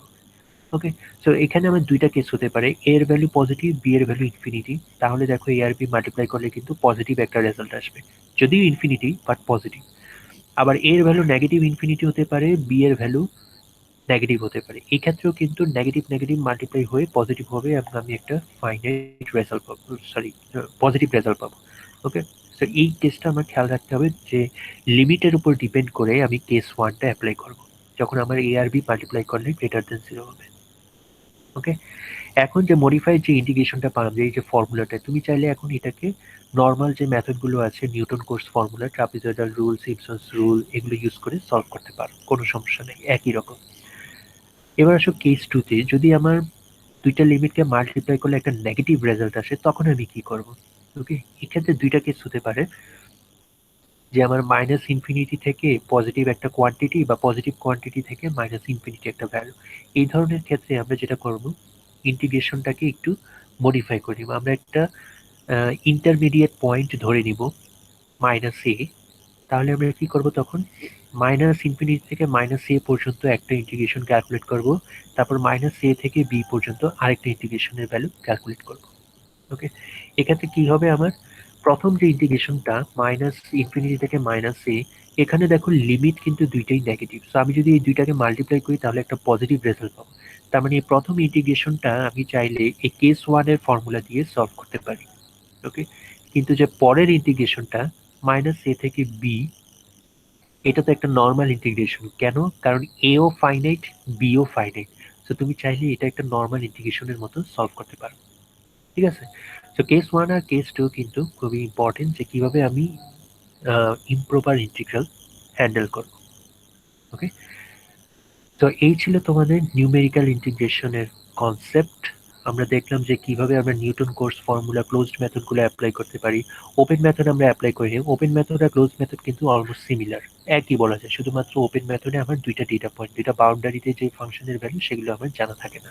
তো আমরা most of the cases closed method কনসেপ্টটা ইউজ করি। ক্লোজ মেথডের আন্ডারে আমরা শিখেছি যে ট্রাপিজয়েডাল মেথড, তারপরে সিম্পসন্স 1/3 রুল, সিম্পসন্স 3/8 রুল। আর তারপরে আমরা যখন আমার ফাংশন বা ইকুয়েশন জানা থাকবে তখন আরো তিনটা মেথড দেখেছি, সেগুলো হচ্ছে রমবার্গ ইন্টিগ্রেশন, গাউস কোয়াড্রেচার এবং অ্যাডাপটিভ কোয়াড্রেচার। তো রমবার্গ ইন্টিগ্রেশনে আমরা এও দেখেছি যে কিভাবে আমাদের ওই রিচার্ডসন এক্সট্রাপোলেশনের কনসেপ্টটা ইউজ করা হয়। ওকে, সেটা একটু তোমাদের খেয়াল রাখতে হবে। তারপরে আমরা দেখলাম যে ইম্প্রপার ইন্টিগ্রালকে কিভাবে হ্যান্ডেল করব, তারপরে মাল্টি ডাইমেনশনাল ইন্টিগ্রাল কিভাবে হ্যান্ডেল করব, তারপর তোমার যদি ডাটা ডিস্ট্রিবিউশনটা নন ইউনিফর্ম হয় তখন কিভাবে হ্যান্ডেল করবে, সেই সবগুলো কনসেপ্টে কিন্তু আমরা দেখে আসছি, ঠিক আছে। তো এই ছিল তোমাদের নিউমেরিক্যাল ইন্টিগ্রেশনের ডিসকাশন। তো আমাদের লাস্ট যে লেসনটা ছিল লেসন 38, সেটা হচ্ছে নিউমেরিক্যাল ডিফারেন্সিয়েশন। তো নিউমেরিক্যাল ডিফারেন্সিয়েশন অলরেডি আমরা অনেকটুকু পড়ে আসছি। সেটা কোথায় পড়ে আসছি? লেসন 4-এ। লেসন 4-এ কিন্তু আমরা ওই যে forward difference formula, backward difference formula, তারপরে সেন্ট্রাল ডিভিডেড ডিফারেন্স ফর্মুলা এগুলো কিন্তু অলরেডি পড়ে আসছি। সো এখানে নতুন করে শেখার কিছু নেই। শুধু একটা বিষয় যেটা হচ্ছে রিচার্ডসন এক্সট্রাপোলেশনটা আমি চাইলে এখানে ইউজ করতে পারি। সেখানে কনসেপ্টটাও কিন্তু আগের মতোই, তোমার অলরেডি কিছু জেনারেটেড রেজাল্ট থাকবে, ওই রেজাল্টগুলোকে মডিফাই করে তুমি চাইলে রিচার্ডসন এক্সট্রাপোলেশন ইউজ করে বেটার অ্যাকুরেসি রেজাল্ট নিয়ে আসতে পারো। এখানে কিন্তু ফর্মুলাগুলো কিন্তু একদম সেম। আমরা যেটা রিচার্ডসন এক্সট্রাপোলেশনে দেখে আসছি, এখানে এই যে এই ফর্মুলাতে এখানে কিন্তু জাস্ট ফর্মুলাগুলোতে আই আছে, আর এখানে জাস্ট ডিফারেন্সিয়েশনে আই এর জায়গায় ডি আছে, এটাই ডিফারেন্স। আর বাকি সব ফর্মুলা কিন্তু পুরোটা same. I is for integration and D is for differentiation. Okay, তো রিচার্ডসন এক্সট্রাপোলেশনের কনসেপ্টটা আমি চাইলে এক্স্যাক্টলি নিউমেরিক্যাল ইন্টিগ্রেশনে যেভাবে অ্যাপ্লাই করেছি নিউমেরিক্যাল ডিফারেন্সিয়েশনেও একইভাবে অ্যাপ্লাই করতে পারি। তো এখানে কোনো চেঞ্জ নেই। তো এখানে যে নম্বর ইন্টিগ্রেশন না হয়ে এখন আমরা কি বলবো, রম্বার্গ ডিফারেন্সিয়েশন, জাস্ট এটাই ডিফারেন্স।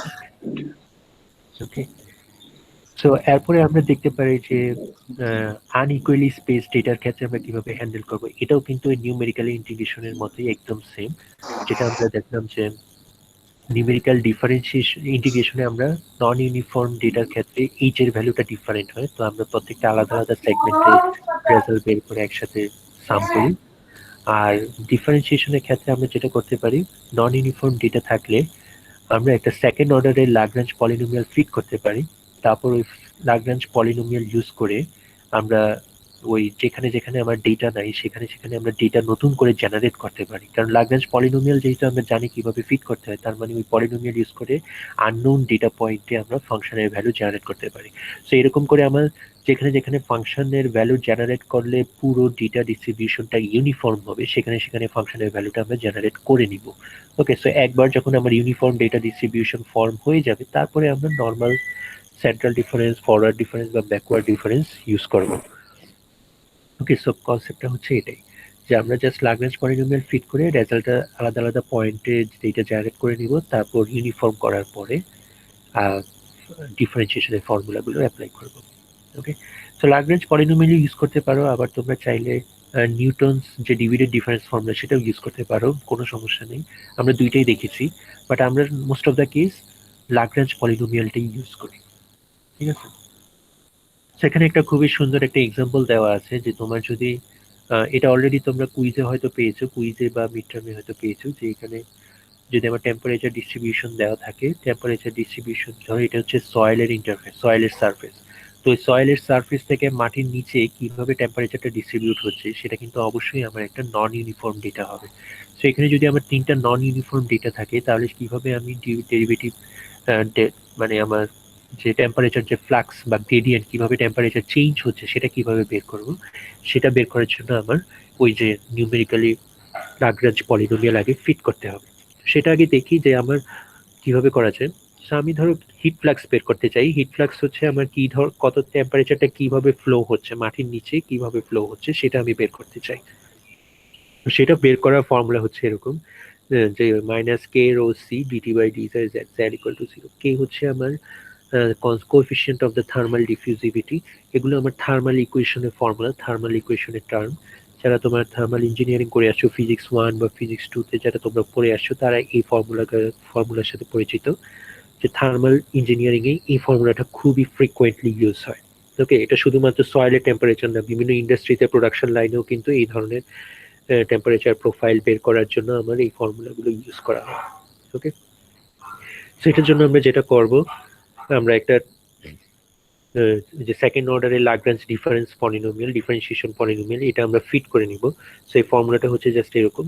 সো একবার ডিফারেন্সিয়েশন ফর্মুলা ফিট করার পরে আমি চাইলে সেখান থেকে F prime of x, F prime of x মানে হচ্ছে আমার যে ডিটি বাই ডিজেড সেটা।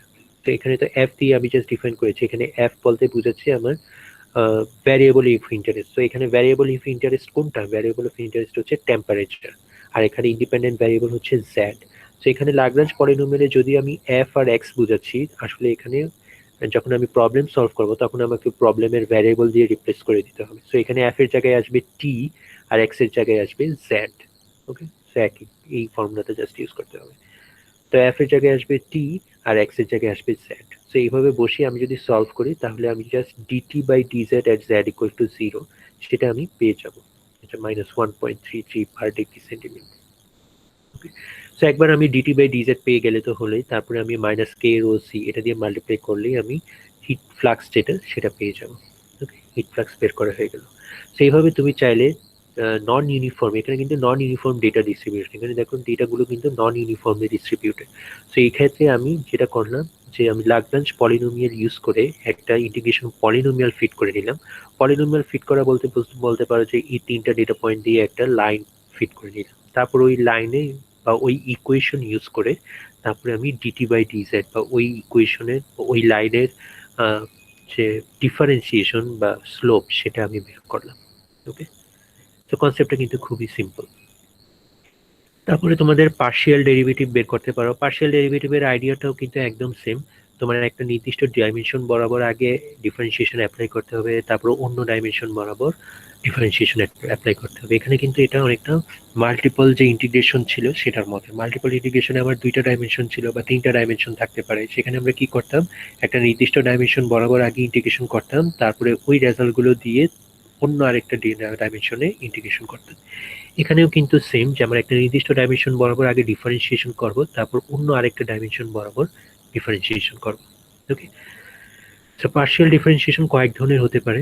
পার্শিয়াল ডিফারেন্সিয়েশন তোমরা যদি মনে করে থাকো এখানে অনেকগুলো ভ্যারিয়েবল থাকবে, একের বেশি ভ্যারিয়েবল থাকবে, এই জন্যই হচ্ছে আমার এই ডেল্টা সাইনগুলো আসে, delta F by delta X বা delta F by delta Y. এই দুইটা টার্ম যেমন থাকতে পারে, আবার মিক্সড পার্শিয়াল টার্মও থাকতে পারে, delta square F divided by delta X delta Y, এই ধরনের টার্মও থাকতে পারে।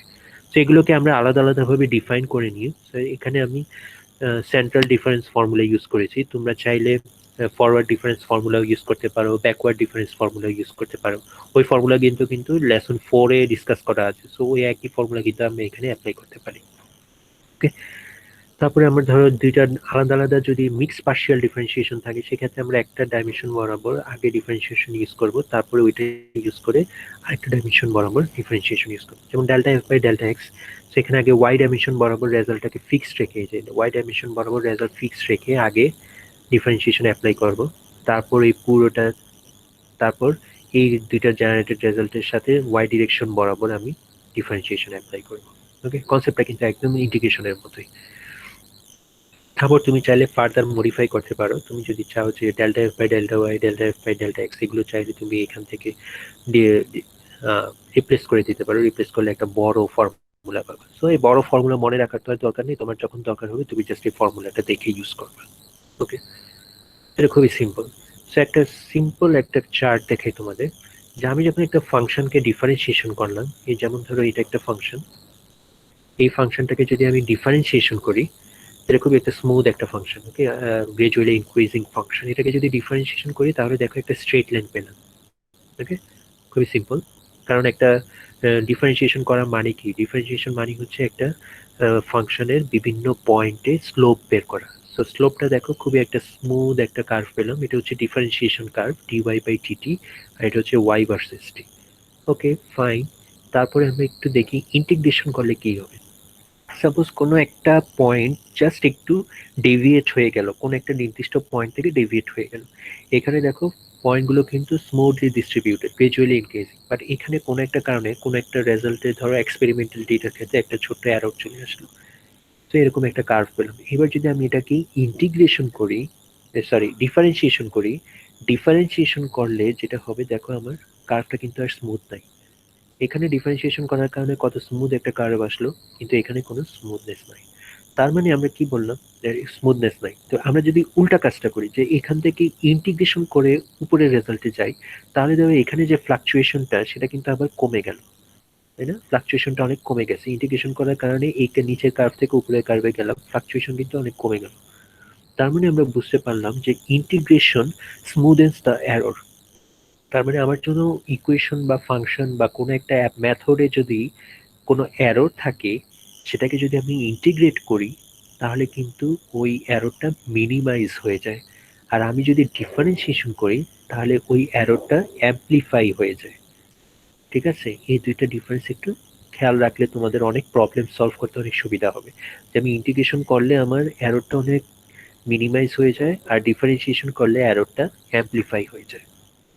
ঠিক আছে, সো এই ছিল তোমাদের নিউমেরিক্যাল ইন্টিগ্রেশন আর ডিফারেন্সিয়েশনের কনসেপ্ট।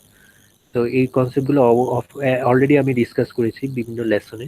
তোমরা যারা লেসনগুলো পড়ে আসছো তোমরা হয়তো বুঝতে পেরেছো, আর যারা পড়ো নাই তারা খুব তাড়াতাড়ি এগুলো কভার করে নিও, কম সময় কিন্তু নাই। ঠিক আছে, কনসেপ্ট গুলো খুবই সিম্পল, জাস্ট একটু মনোযোগ দিয়ে পড়লেই কিন্তু আসলে কভার হয়ে যাবে। Okay, so আজকের লেসন এতটুকুই, অনেকক্ষণ ছিল। থ্যাংক ইউ স্যার ফাইনাল এক্সামের টাইমটা আরেকবার বলবেন স্যার। ফাইনাল এক্সামের আপাতত টাইম দেওয়া আছে 7টা থেকে 9টা, তো এটাকে একটু এক্সটেন্ড করা হবে, উইন্ডোটাকে একটু এক্সটেন্ড করা হবে। 7টা থেকে 9টা, 9 PM হবে, 7 PM to 9 PM। ওকে, ঠিক আছে, আজকের লেসন এতটুকুই। Thank you so much. Thank you sir. আসসালামু আলাইকুম sir. Sir. Thank you sir. আসসালামু আলাইকুম।